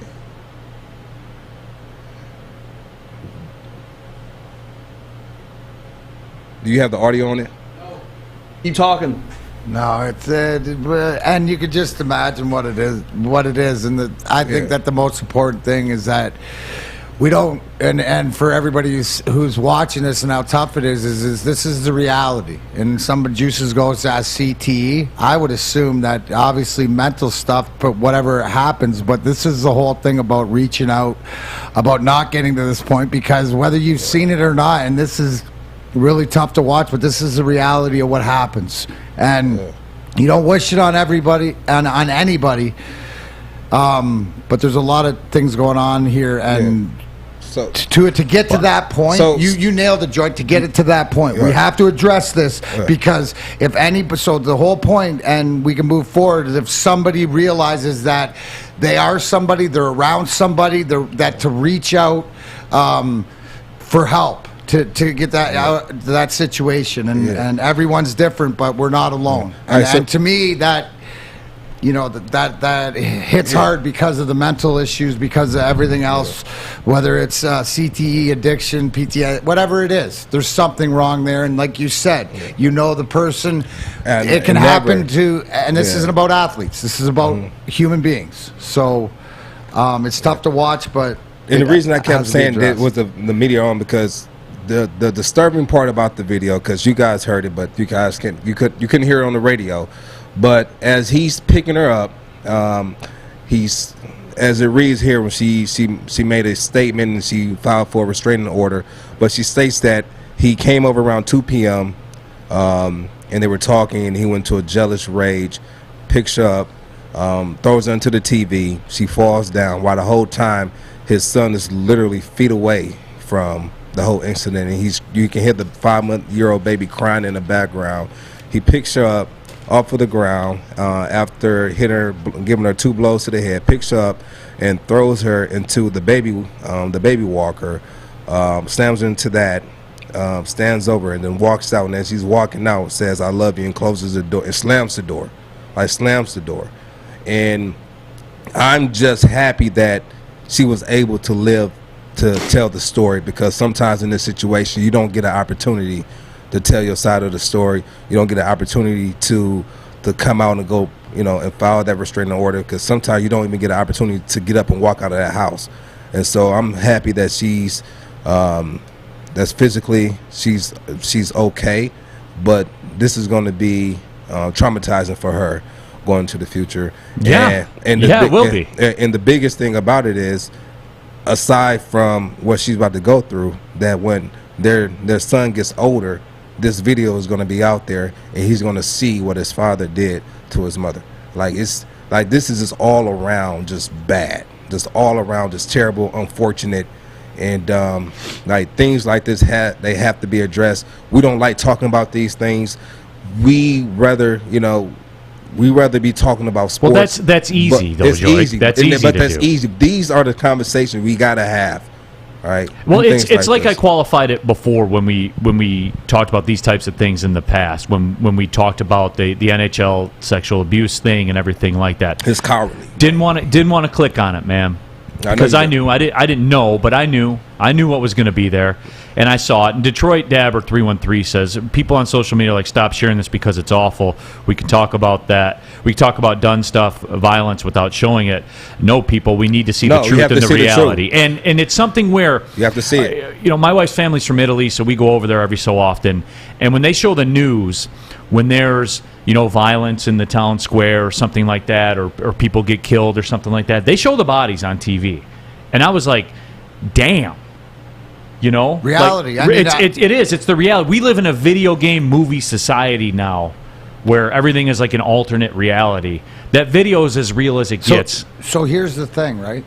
Where this gets some more attention than not because he's an ex-athlete or whatever. This goes on everywhere, all the time, forever else. But if we're aware of it, I think that, right, going back to stuff like this, but to watch George Floyd lose his life, right, on camera, was effective to the fact of, right? So this is just to let you know that it all ain't fuzzy. Great point, D-Man. So if we have to bring these to the forefront and all be uncomfortable, we can be uncomfortable together, because to me, that's how we move forward and we're aware. Yeah. It's the same thing as addiction. The monster's in front, and, you just hope that everybody involved in this situation gets the help, the justice, and is able to move on, because you nailed the... No, you nailed it. No, you just nailed it. Because if you don't see that George Floyd thing, is it going to be one of the biggest protest movements ever, where it touches multiple countries at the same time? That wasn't anything color other than it goes down to the compassion of human beings, right? To fellow human beings. You watch this right here. You watch it. We talk about it. It's horrific. And I don't know how you can come to grips with someone doing something like this. And I have a daughter, right? And I have a sister, I have a mother, right? And Lord knows, right, how I would react if something like that was to happen to one of them. Well, it's interesting you say that, Joik, because when I saw that video on Instagram, I slid up, and right under that was a post my wife put up of her and my daughter. It's 50s day at school today. Man. You know what I'm saying? Exactly. I couldn't believe it, like the timing of that and how that all worked. But the bottom line is this with all this, and I know that there's a couple people in the chat thread saying, you guys are better than this, you shouldn't have showed it. But I didn't want to see it either, guys. I didn't. But it goes back to me. It's all the same to me.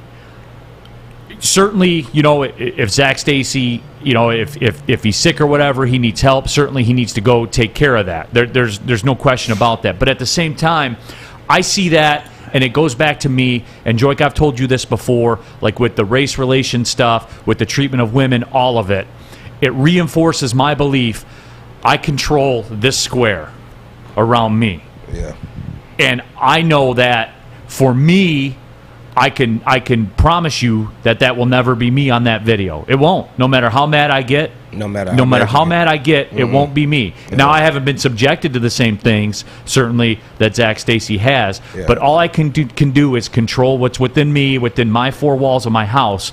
And that's where we need to go back and like look at it. You know, how do you act personally? Because that's really the only thing that's going to change this stuff, man. Is when you put it on yourself on a daily basis. That's the only way it's going to change. Someone says bring back memories of the Ray Rice video, and I saw that video, and that video was horrific as well. But this video right here takes the cake.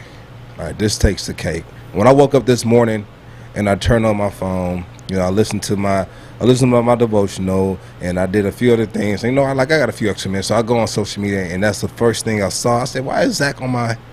Why is he right here?" And I swiped over, and I read the caption. I read what happened. I went and I did my research on it a little bit more, and I said, "There's no way.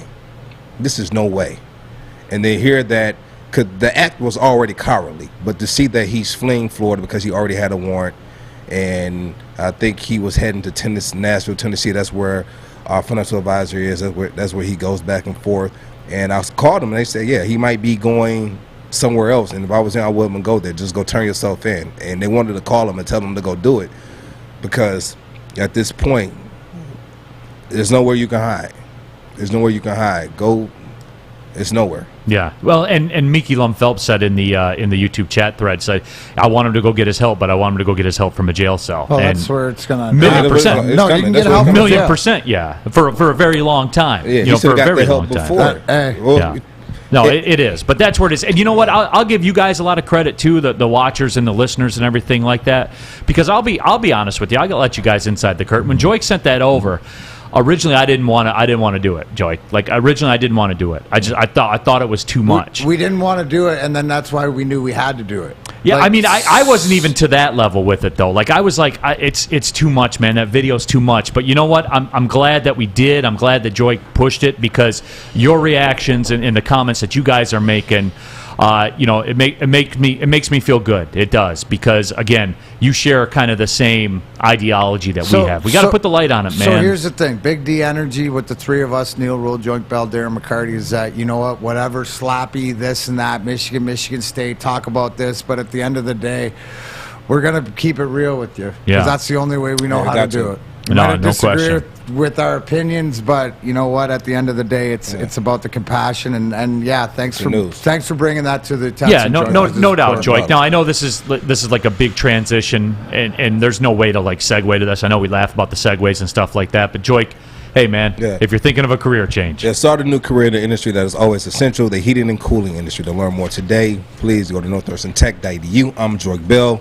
That's Neil Rule. That's D Mac. That's Fish in the Fishbowl. Sawyer on the ones and twos, and this is Big D Energy. Stay tuned. We'll be right back. Okay, you thirsty little spin goblins. I want you to pedal into the next dimension. Spin it! Spin! Spin! Uh-oh! Carmen's falling behind. Let's give her the hiss of shame. Spin! Spin! Spin till you bleed! Don't ride the bike of shame. Come to Planet Fitness and find your own lane with tons of equipment, free fitness training, and no hissing. Join today for just $10 a month. Back at it here, Big D Energy, Woodward Sports Network, Neil Rule, Joik Bell, D-Mac, Darren McCarty, Fish in the Bowl, Sawyer on the ones and twos here on a Thursday, pushing towards that holiday week. I like the vibe of the holiday week. It's a little less than it is. It's not it starts relenting a little bit, the everyday grind. You know what it is though? You know what's great? Gravy. Pumpkin pie? Gravy. Pumpkin pie. Mashed potatoes. That was great, but guess who came in town last night? Who's that? My mom and dad came in town. Oh, yeah, all right. And they'll be here with me for like another month or so. They're selling their home in a hometown, so they sort of got here 2 weeks ago, but they don't like me enough to be with me for 2 months. So they said a month and a half is enough for me. and so they got in last night. I'm just joking. They got in last night, and my mom woke me up this morning. She said, "Is there anything you need to do around the house now?" And I had the whole house clean before she got there, so she didn't have to worry about anything. Just come relax, kick your feet up.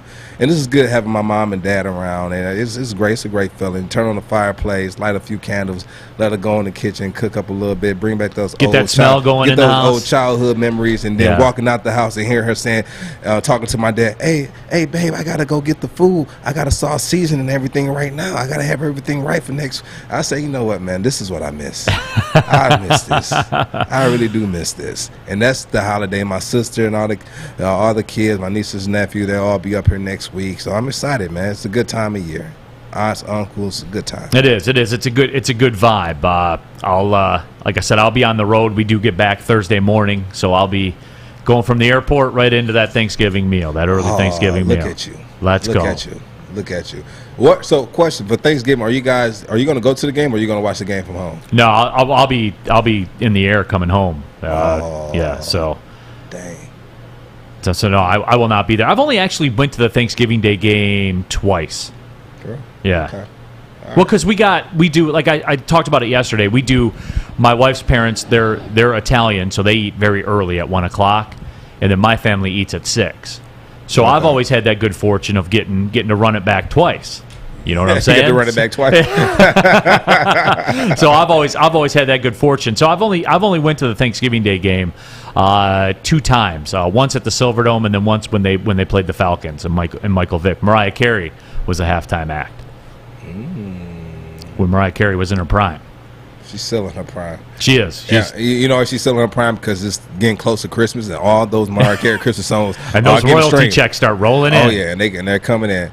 All I want for Christmas. That's back in the top 100 now. Yeah, it's back in the top 100. It's that time. It's Mariah Carey season, but unfortunately, we've delayed it long enough. We do have to touch on the Detroit Lions. There is a bit of intrigue though this weekend with their game at Cleveland.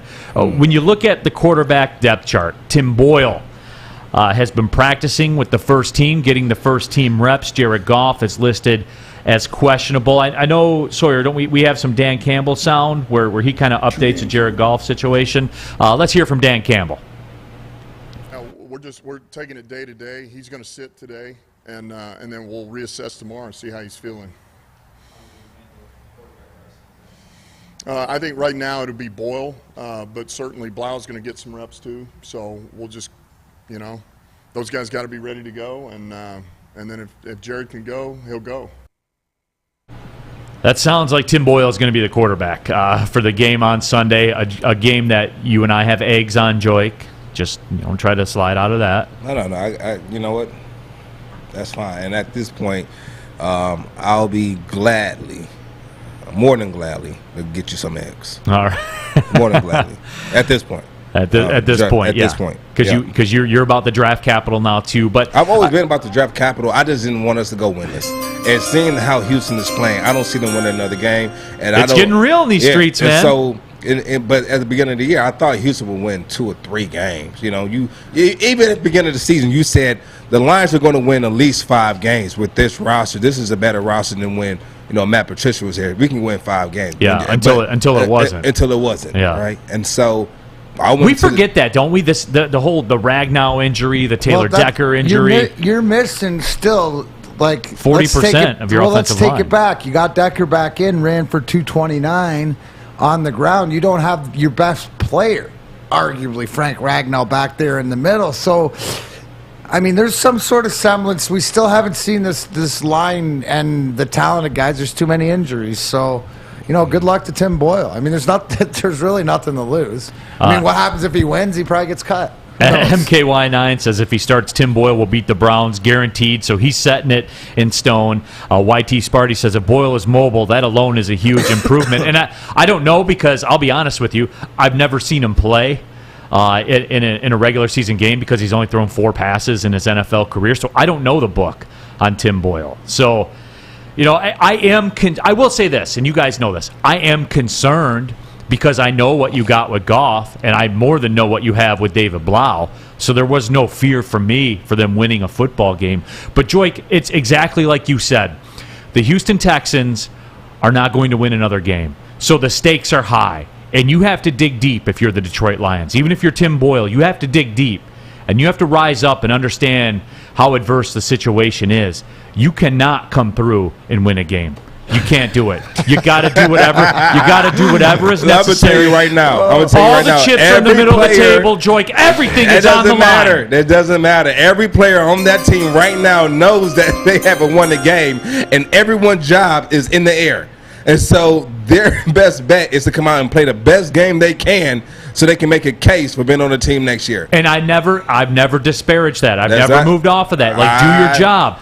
But I have to trust that when all the chips are in the middle of the table, when everything is on the line, that the Lions can rise up and get it done this week. Now, they're going to have to do it multiple times, but we can only lose them one game at a time, Joik. We can't lose next week's game this week. We can only lose this week's game this week against the Cleveland Browns. Right now, our focus is solely on the Cleveland Browns and doing what's necessary to maintain that number one pick. Well, starting Sunday, we can lose 2 games in less than a week.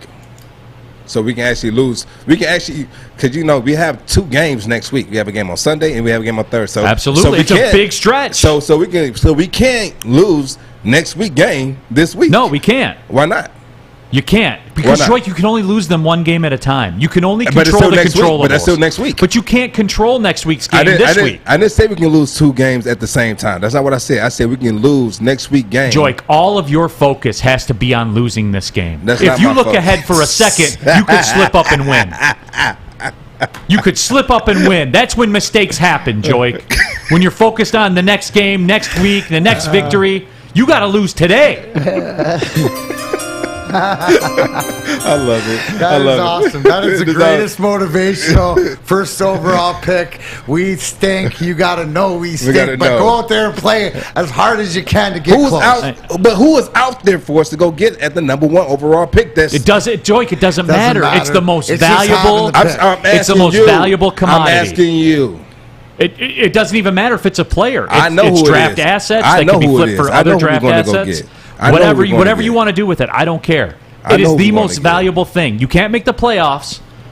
You're eliminated from the playoffs. So the most valuable thing you can have is the number 1 draft pick. Who are we going to, real quick? People in the who do you think we're going to go get with this number 1 pick?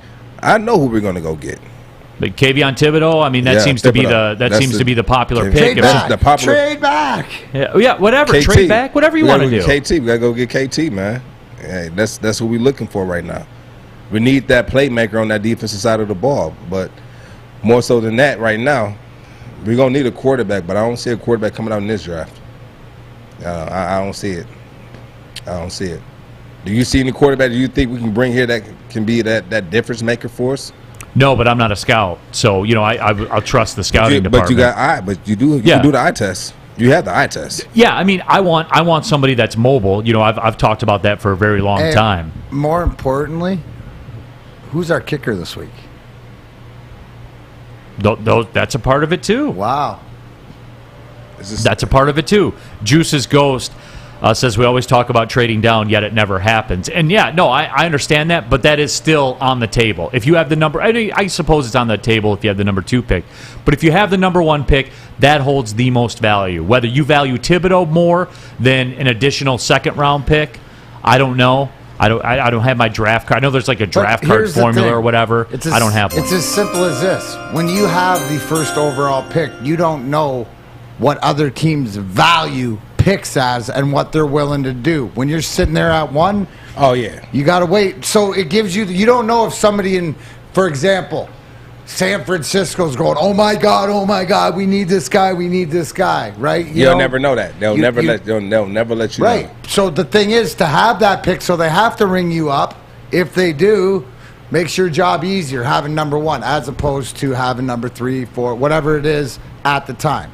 So you got to lose, boys. But regardless, we all know we got to be honest. We like things simple. We do. We like football 5 days a week. We take it 6. We'd even like it 7. Uncomplicated, guys. Like Lady Jane's haircuts for men. You walk in, you sign in, you sit down, and before you know it, you are handsome and clean. Get the Lady Jane's open 10 to 8, 7 days a week. Walk in anytime. It's wicked awesome. Darren McCarty, Joint Bell, Neil Rule, Big D, Energy, Woodward Sports Network. We'll be right back. Woodward Sports. This part of the show today? Watch again on YouTube or download the podcast anywhere you listen to podcasts. Hi, I'm David Hall from Hall Financial. With mortgage interest rates unbelievably low, the stakes to find your new home have never been higher. And that's why Hall Financial's exclusive realtor network allows us to connect you with a top-rated realtor in your area, making sure you take on the housing market and win.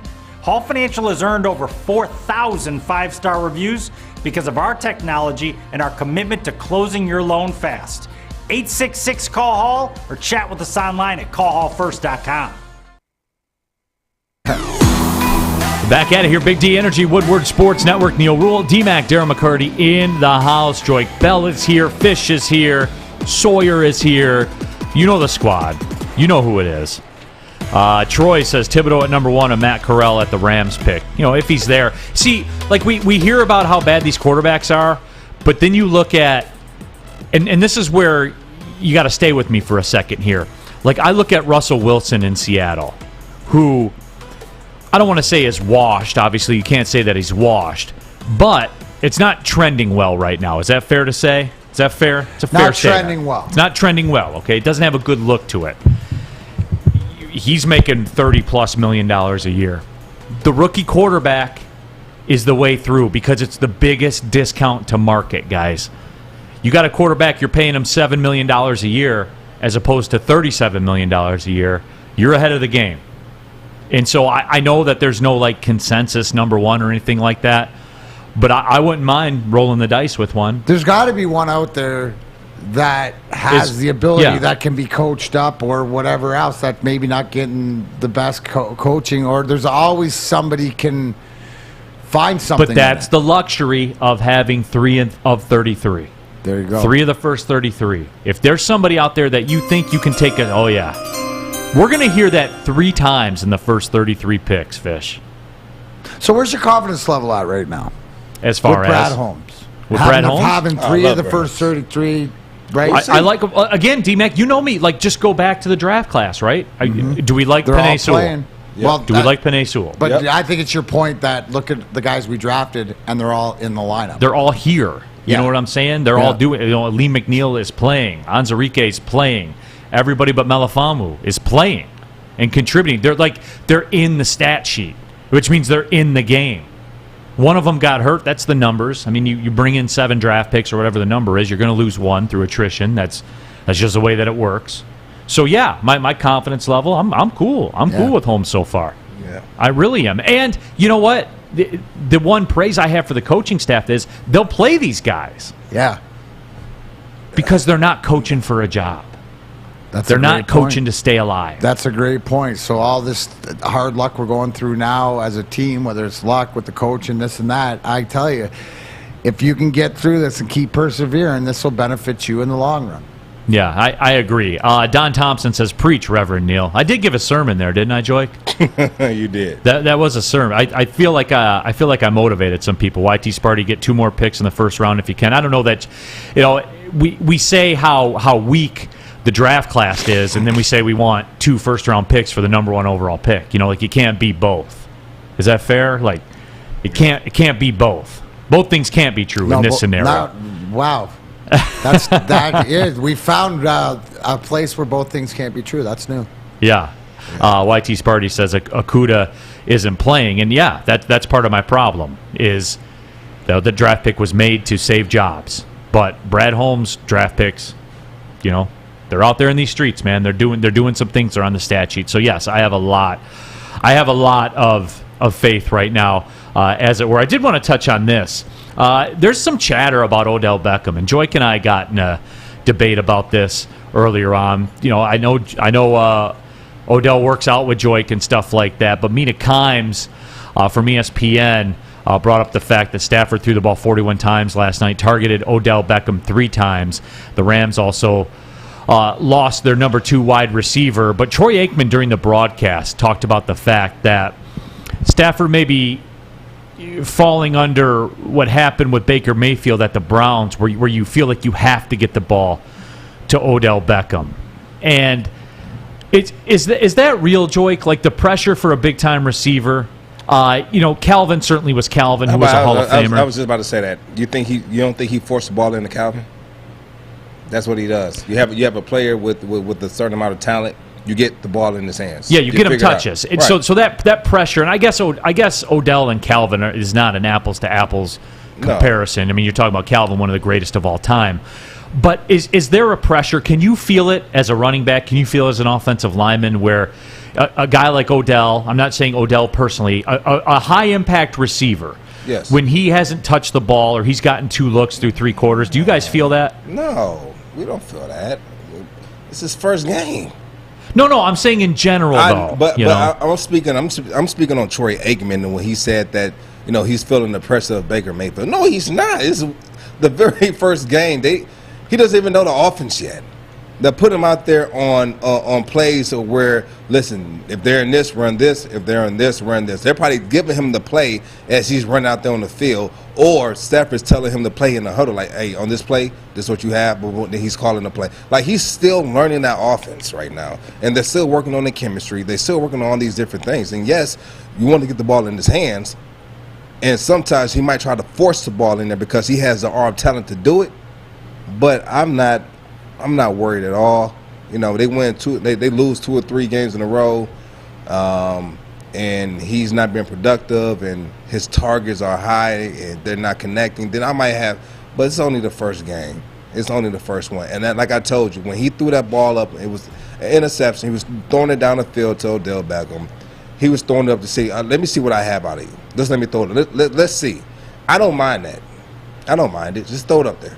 No, I mean, like you said, what's the preparation? You just lost Robert Woods. I mean, you're just probably going out there to see what you got. Plus, you haven't heard Odell or his dad speak on it. So I think it's more Troy Aikman driven out of the relationship with Baker Mayfield, how Odell Beckham, how it came to an end, and now they want to project it over here. I think it's too early. Could it go this way? Absolutely. But I think it's way too early to project because, like George said, it takes wait a couple more weeks to see if they can get practice together and actually see it. Because here's the thing, right? If Odell's not happy, you're going to hear it or you're going to see a field goal net get obliterated. So we all know the payoff. Machiavelli sucks. D-Mac wants to know, would Odell personality work in hockey? In the right locker room. It all depends on, you can have guys like that, but there's yes, it would, and you have to nurture if he's all in for the team, right? So, but if he's selfish and it's not there, then he would be ostracized and it wouldn't work. They want to know, was there, Mike G wants to know, was there a hockey version of OBJ past or present? Sean Avery probably would be the closest thing. You know what's funny? But his point, he's a great kid, though, and it's just, you see him, he's just, that's what happens when your rookie year, where you're talking about who's in your life, when he lives his rookie year with Brett Hull and Chris Chelios, who are the veteran of veterans, so you drive to the rink and, their take on the game, playing so long, is a little bit different, and that could help misconstrue, I guess, I don't know, maybe your attitude a little bit, but not in a bad way. It's the guys that are uber talented, but in hockey you got to buy in, right? That's the only way you win. You can get away with it during the season, but a guy along this lines who's having success in LA was a guy like that was here, who if I would recently was Andreas Athanasiou, right, where he got. Was that he was more of a selfish or more self-centered guy of what like this. So it doesn't work in certain places. It works in other places. It all depends on your locker room. Which, I mean, I guess the Rams locker room, if it's going to work anywhere, Joik, it's going to work with the Rams, with guys like Aaron Donald and Jalen Ramsey and Matt Stafford. It's going to work with them. I don't see any issues breaking down or coming up because even when he was in Cleveland, the only thing we heard was he didn't want to be there anymore. You didn't hear of any falling out with any players. Did any players come out and say, F OBJ, or we don't mess with him, or we don't talk to him, or we don't social? I didn't hear that from any players. I mean, let me know if I'm wrong. I don't think this would be the same situation here. He's back home. He's around his friends. He's in a healthier environment. He's where he wants to be. He could have chose to go anywhere he wanted, and he chose to go back there. And give it time. Give it time. Patience is a virtue. John Dawson says Odell is a Stafford savior because they're getting beat up in their division. So, I mean, they are taking some slugs when they play good teams. There is no doubt about that. And, again, when it breaks down for the Rams, I know it always devolves into the Rams discussion because Stafford's our ex. And, we're always going to Facebook stalk. We're always going to check in and see how the ex is doing. Are you better off or no? Or well, speaking of the ex, and I think we brought up pretzels earlier. We were talking hard pretzels, but did you see that maybe the best throw of the night by Stafford was by Kelly Stafford? I hadn't seen this footage. We have this footage, Sawyer? I haven't seen it. Yeah. Do we have this? We don't have the Kelly Stafford footage We don't have the footage. We have the TMC crappy thumbnail, though. It's pretty funny to look at. For chucking a pretzel at a fan during a Rams. Let me take a dive on the internet and see if we can find the video. If Kelly did that, they said something that was very rude and disrespectful, and Kelly's not going for it. So if I was, she should have threw something a little bit more solid than I would throw a battery or something. You condoning violence, Joy? Hey, if Kelly doing it, she's doing it for a good reason because she's the sweetest girl you guys will meet. She is a sweetheart. She's a sweetheart. She is a sweetheart. So if she did something like that, it was for good reason. Trust me, because she's not just out here just throwing pretzels. Well, nobody should be throwing pretzels because they're good. Number one, soft pretzels. The soft pretzels are good with cheese with it. Oh, 100%. Hopefully, and if they were really nasty, she should have put some cheese on it and threw it. Yeah. No, that'd be a waste of good cheese. What do you got, Fish? I'm told there's actually no footage of this. Really? Yeah, like you can look anywhere for it and it's no footage. It's like 96. It never happened. Proof or it didn't happen. She called it a weak. I guess the quote was she called it a weak moment. She did apologize, so good on her. Yeah, shout out to Killer Kales, man. Number love for Kelly. Yeah. I don't mind it. I love it. Honestly, if my wife was married back, like if I was married to my wife now, when I played, I'd have bail money all the time. She wouldn't be able to handle watching me back in the day because we didn't get together until 2010. So even watching different stuff, that would be her and Kelly get along great. Canuck Duke says, aren't the pretzels $17 at Levi Stadium? Well, I mean, I guess they could afford them. Soft pretzels and a beer. Wish I had one. That comes from George Ribble. I don't disagree with that. Like right now, like a good a pretzel with maybe like a red ale or something like that. I would be down. I could crush a Mountain Dew and a mustard pretzel. You know what's funny? But that's the real reason, right? That's the real reason why they don't let people come in with bags and bring in your own goodies. And they say, oh, it's for protection, which. You could sneak them in your hoodie, Joik. I know they pat you down, but... No, they don't pat you down. Certain stadiums, they do. No, they don't. You just walk there. They do. They pat you down? Uh-huh. Yeah, certain stadiums, they do. When I walk through the front door, they make you walk through the metal detector. And I went to the Pistons game. I just walked through the metal detector. And with no pat down. But that's because you're Joik Bell. They don't need to pat you down. They just put you on the big screen. That was multiple people, though, in front of me. When you're crushing pizza. Put you on the big screen. I think if you go off, then they might pat you down. But if you don't go off, they're not patting you down. Well, it depends what stadium. Certain stadiums won't pat you down. Certain stadiums will. Jojo Rofo says that pretzel was probably intercepted too. It's a tough day throwing for the Stafford family. Shut up. Woodward Sports has you covered for Detroit Lions game day. The pregame show at O'Toole's in Royal Oak, brought to you by Woodward Sports and Jose Cuervo, Braylon Edwards, Stick, Maz, and Jade from WRIF, Kennedy, and more will be on hand at O'Toole's in Royal Oak.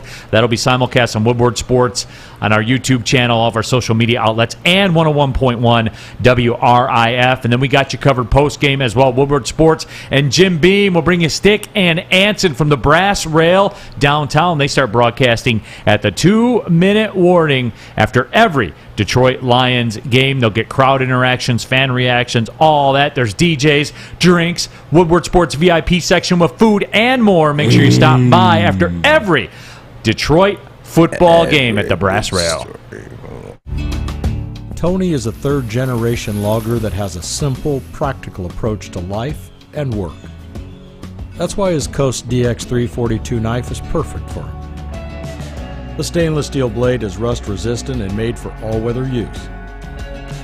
And the double roll-lock safety ensures that it will never inadvertently close when he doesn't want it to.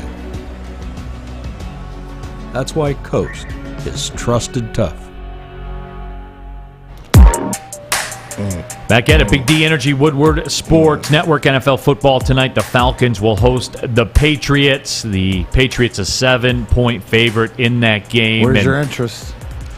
I will be in the air, but if it's in the plane, I'll watch it. But you'd watch that one, right? Mac Jones, see what he's doing. You know what? I'm digging Mac Jones, and I got to know, is this Patriots team for real or not? Well, I think tonight's where you find it out with the rematch of the Super Bowl in Atlanta after Atlanta got pumped last week. So, 7 points is a lot, but if Mac Jones is a real deal, we'll find out if this Patriot team's all about it tonight. So Patriots are a half a game back of the Bills in that division. What if they did it? What if they popped that division and old Bill Belichick, the hoodie? What if he picked off that division? Then I think we would have to finally admit what we all know. It was both of them. Well, we knew that. It was both of them together. Isn't that where we sit here? It's both of them, and to do it with a rookie quarterback, though, which is like Tom Brady going to Tampa, taking an organization on his back and winning a Super Bowl in the first year. Belichick. No, you can't compare that.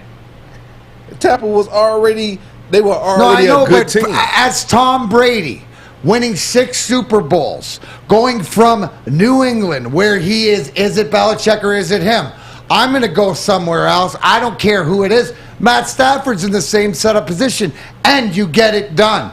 He got it done. We're talking about if Belichick gets it done. To me, it's both. It's both. Yeah. But it's also to your point about doing it with a rookie quarterback. That's great, but don't take the shine off Brady. No. 6 there and 1 there because he won. Yeah, I'm not taking nothing away from Brady. Okay. Brady is a Michigan man. No, this is nothing taken away from Who's Brady. a bigger Michigan man, Drew Henson or Tom Brady? Come on, man, stop it. Because you're talking about back there in the day when they were let's get Tom out of there, let's get Drew. And no, come on, it's Tom Brady, man. Tom Brady is Tom Brady.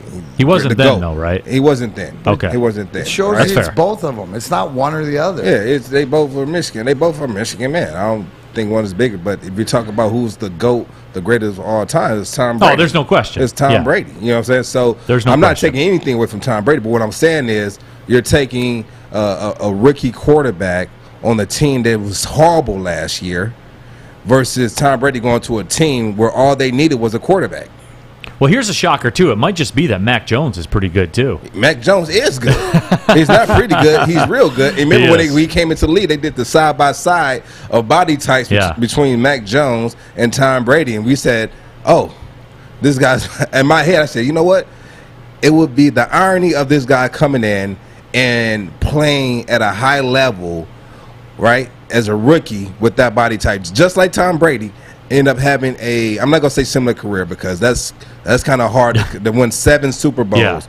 Yeah. Do we understand that Tom Brady, by himself, has been in 18% of all Super Bowls that's ever been played? When you start stacking those numbers, they went to like 100 consecutive AFC Championship games. I mean, it was stupid. The numbers were stupid. Forget his body type. What is it? What is the glaring? It's the cerebral above the brain power, right? The football IQ. Well, it's not only that. You know what it is, Joy? But that's what they both He lives his life, every moment of his life, for that. I don't think people still, like, we see the documentaries and we see all the stories and the things written. Younger now? He lives every minute of his life for that.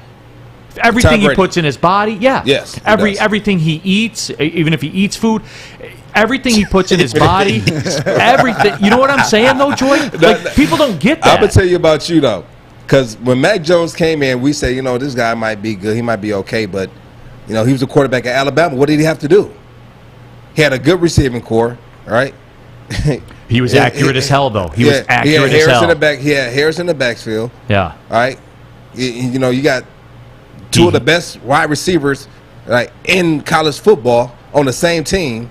And what do you have to do? There's no pressure, none of that. And then he gets drafted first round, goes to the Patriots, and he does this. And he's doing this. Nothing but respect for this young man. Nothing but respect. I mean, what can we say now? He's winning. Right. Now, granted, this is going to come out in the wash soon for Mac Jones. They still got to play the Bills twice. The Tennessee Titans are coming to town next week against New England. Then they're at Buffalo for Monday Night Football. Then they're at the Colts. And then the Bills are coming back. So we're going to see. We're going to see. But what I see out of Mac Jones is why Belichick is the same way as why him and Brady were successful. Because he can open the playbook and he can comprehend everything. I don't know. Is it this way here? Here's 5 plays. Oh, you got him. Oh, I can open it more. He can open everything up to him where cerebrally he's thinking because Jones can think on the same play. When I watch Mac Jones play, I don't see him get rattled like I see other young guys or other veteran guys like we got here. Do you, Neil, as far as I see that composure? I see him from a turnover or a sack, go to the bench, put his helmet down, sit there, do his work, do a touchdown, to go to the bench, sit down. I think people really undervalue accuracy. I really honestly believe that because Mac Jones, that was the book on him, was he's going to hit you in the chest, man. And you talked about Devonta Smith and all those guys that Alabama had. Yeah. He was dropping it in the breadbasket, man, every single time. But when we talk about him going to the Patriots, that's Josh McDaniels offense. That's who I wanted the Lions to get. That's that guy right there. That was the Patriots coach I wanted the Lions to get. Right, so when I went there, when I left the Lions, and I did the trip to Buffalo, and I went to the Patriots, and I went down there, and we were going through their offense. His offense is very, very simple. He doesn't want you thinking about what you have to do. I want you to know what you have to do and just go do it. And so we're gonna break it down and make it simpler for you, and that's what he does for the quarterback, right? And that's why Mac Jones is so comfortable back there because he doesn't have to think as much, right? Because when you have a good offensive coordinator, he's not going to build his offense, right? He's not going to make you come in and learn his offense. He's going to build his offense around you and put you in a position to understand, right? It's going to be a little bit of both. Now, you've seen the movie Glory Road, when the coach went to Bobby Joe Hill and said, listen, you play your game. He said, listen, you play your game and you play my game. And then they came back and ended up winning. And so that's kind of his mindset when he goes into coaching his players. Well, I want you to be you within my offense, and I want you to be successful within my offense. So this is how we're going to do it. The less you think, the more plays you can, the more loose you'll be, and the more plays you can make. How about this, man? Mac Jones is 4th in the NFL in completion percentage. A rookie. Yeah. That is incredible. You know who he reminds me of outside of Tom Brady? Cade McNamara. Take what the defense gives you. Put the ball in your playmaker's hands. How many shots is he taking down the field? Not a ton. Not a ton. He's going to take what the defense gives you. Same thing Cade McNamara does. The same way Tom Brady plays. It doesn't have to be a big shot. Those big plays against MSU, he hit cross routes and they took him for 50, 60 yards for touchdowns. You don't need to take those big shots every time, but when he has the opportunity to, take them. Now the consistency, and I think you bring that up, Neil, and that's the point. Who are the guys he's behind, right? Which it. Are you talking about Mac Jones? Kyler Murray's almost 73%. Dak Prescott's at 70%, and Teddy Bridgewater, believe it or not, 69.2% for Bridgewater. But so which goes to show you he's up there with some elite category. But again, it goes to what George just said about game planning. Josh McDaniel and how that whole Patriots system plays, and they play more middle ball, right? The small ball or whatever like this out of the backfield, running all continuity together. So, to me, that system fits their quarterback. Jared Goff, for the record, is 18th at 66.1%, right behind Josh Allen I'm surprised Josh Allen was that far down. But he takes a lot of shots. He does. He does take some shots. Yeah. Patrick Mahomes is 19th, which was very surprising. But it is though. It's amazing what Mac Jones has done. He's come in there, and the Patriots are a factor, I believe. Now I have to have it confirmed. I don't know that you're going to get that confirmed tonight playing at Atlanta, but over this next 3-game stretch, you're going to see. I'm going to tell you this. Don't be surprised. Look at the pass attempts for those 3 you just named, and I guarantee Jared Goff pass attempts are nowhere near theirs. No doubt. Yeah. No doubt. But we will see what the Patriots are about the next 4 weeks. 2 games against the Bills, home against the Titans, and at Indianapolis.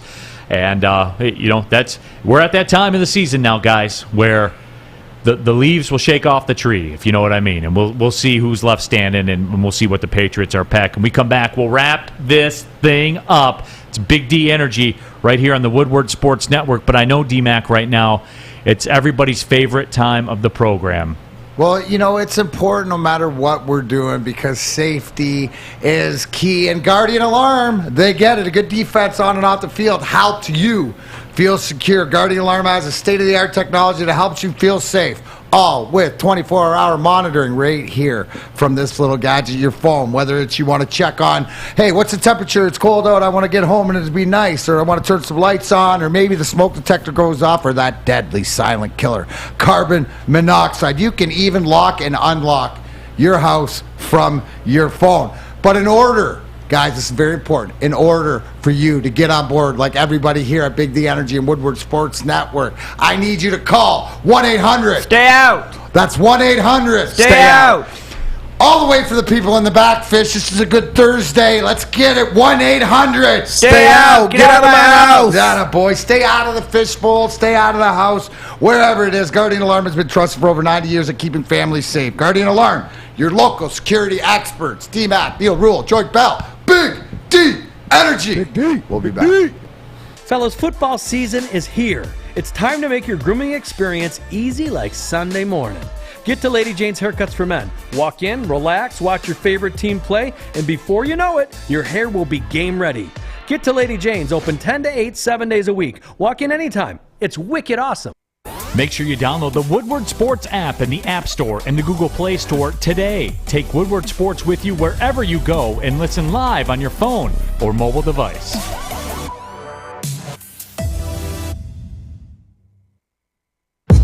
Final segment of the show here on a Thursday. Big D Energy Woodward Sports Network. I'll be out tomorrow, Monday, Tuesday, and Wednesday as well with Oakland basketball. Big game at Pontoons Alabama. Coming back out. Looks like the pontoons back out. Fire up those 250s, Sawyer. D-Mac's going to be taking the ship.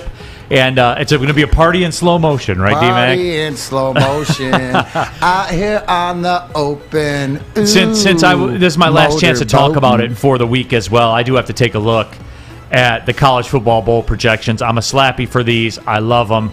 Let me see here. What do we got? Just perusing it right now. Oh, they have Cincinnati in the playoff. Okay, we have a typo. I know I shouldn't be calling out typos, but we have Ohio State in 2 bowl games. So whoever put this... What do you mean? They have Ohio State in the college football, and they have them in the Orange Bowl. Well, because the Orange Bowl will be the semifinal game. Yeah, they have Oklahoma State in there, huh? Yeah. Interesting. Do they have Cincinnati in the playoff? They do, against Georgia. Oh. Yeah, against they do against Georgia. Which... And they have MSU in the Rose Bowl. They do. Didn't we have Michigan in the Rose Bowl? No, they have them in the Outback. No, but didn't we think that Michigan would end up in the Rose Bowl? They're not gonna do that. There is no way that they will take Michigan State over Michigan. No. There's no way that they'll do that. Not for any football reason. Saturday we'll see. If MSU loses to Ohio State, then yes, they will put them in there. No, they won't. No. Michigan?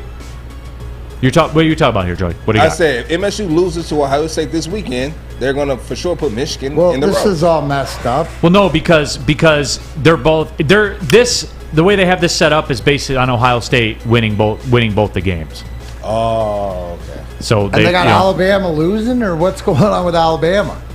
Yeah, they have them being probably 5 or 6. Yeah, they have them being out. They got Cincinnati moving. Like, who did this? At least this might have more semblance to reality, to what it should be. Than what the. I think what they have here, they have commissioner- Alabama losing the SEC championship game. That's, I mean, that explains that. They got Eastern in the Quick Lane Bowl at, All right, at Detroit. More They do. importantly, Neil. More importantly, forget all the big teams. Yeah, absolutely. Let's look at the Neil Rule specials down Neil Rule here. special bowls. I like the Boca Raton, the Boise State against Florida Atlantic. I like that one. Give me that one. I'll be checking that one out. Idaho Potato Bowl? The Idaho Potato Bowl. That's a tough matchup for Central. Central and Utah State.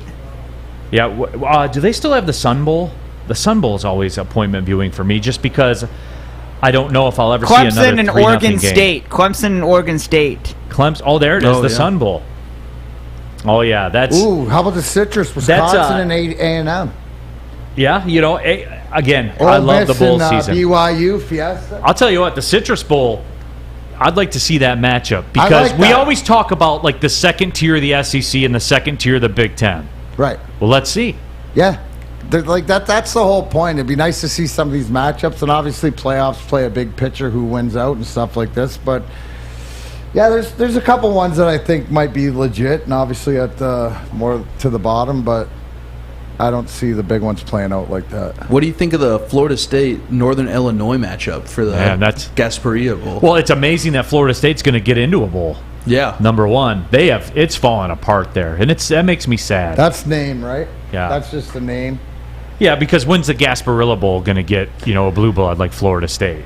But I do. But D-Mac, you know where I am, and I have to check this real quick. You know when I'll be about, and Fish will be about this one too.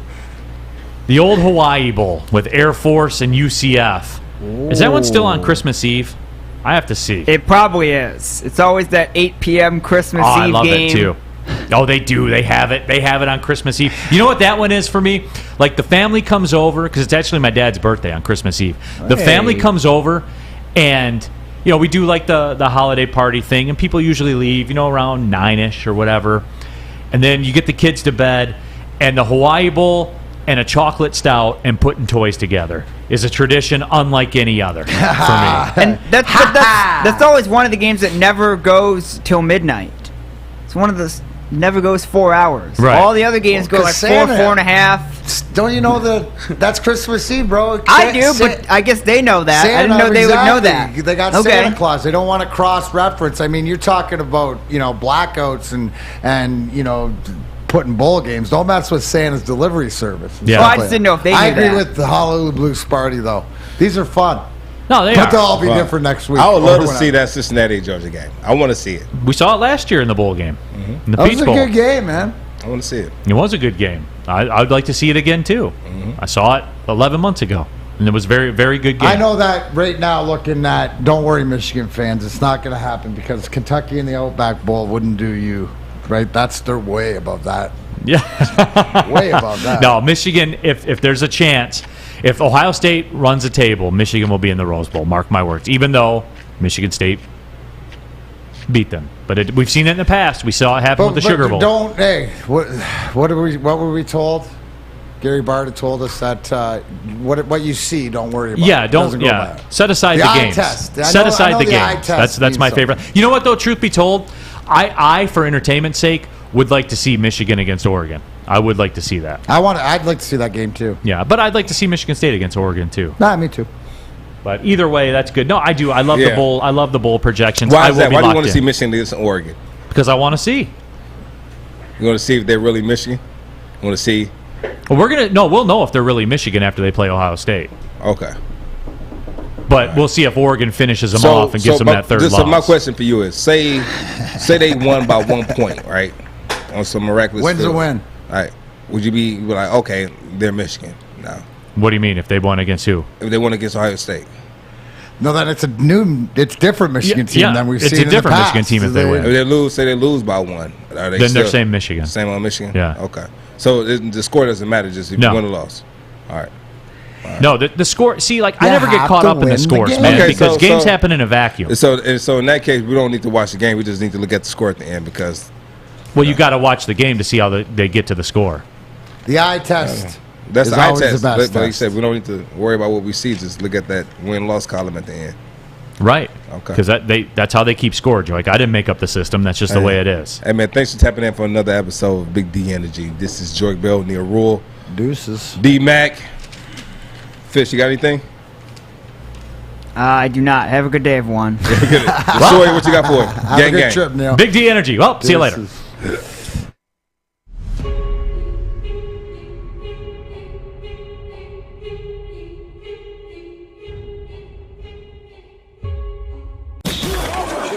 Woodward Sports is giving you a chance to sit front row on Thanksgiving. All you have to do is survive our squid game. Nope, our turkey games. Listen every day to the Morning Woodward Show at 9 a.m. Big D Energy at noon. And the bottom line at 3 p.m. for your chance to qualify. The winner of turkey games will get tickets to the Thanksgiving Day Detroit game. Hey, it's Thanksgiving. Shouldn't you be in Detroit losing a football game right now? Plus a turkey. So if you think you can master our turkey games challenges, watch, listen, and win. Make sure you're following @Woodward Sports on all social media or go to woodwardsports.com for additional chances to qualify. May the best turkey win.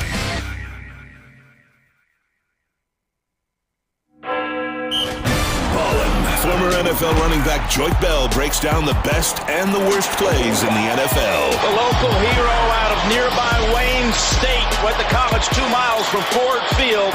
Ballin with Bell on Woodward Sports. All right, Joy, come to you in 5.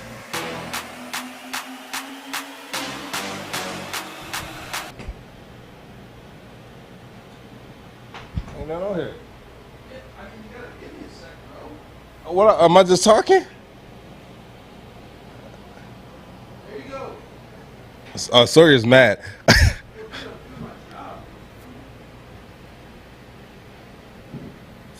So you want to? So let's start over. We didn't talk about how we were going to do it before we did it. Coming to you in 3. What are we doing here? Start over. You can take it off. I'm gonna go live on IG too. Take this fucking head off. Why the fuck is my shit looking like this?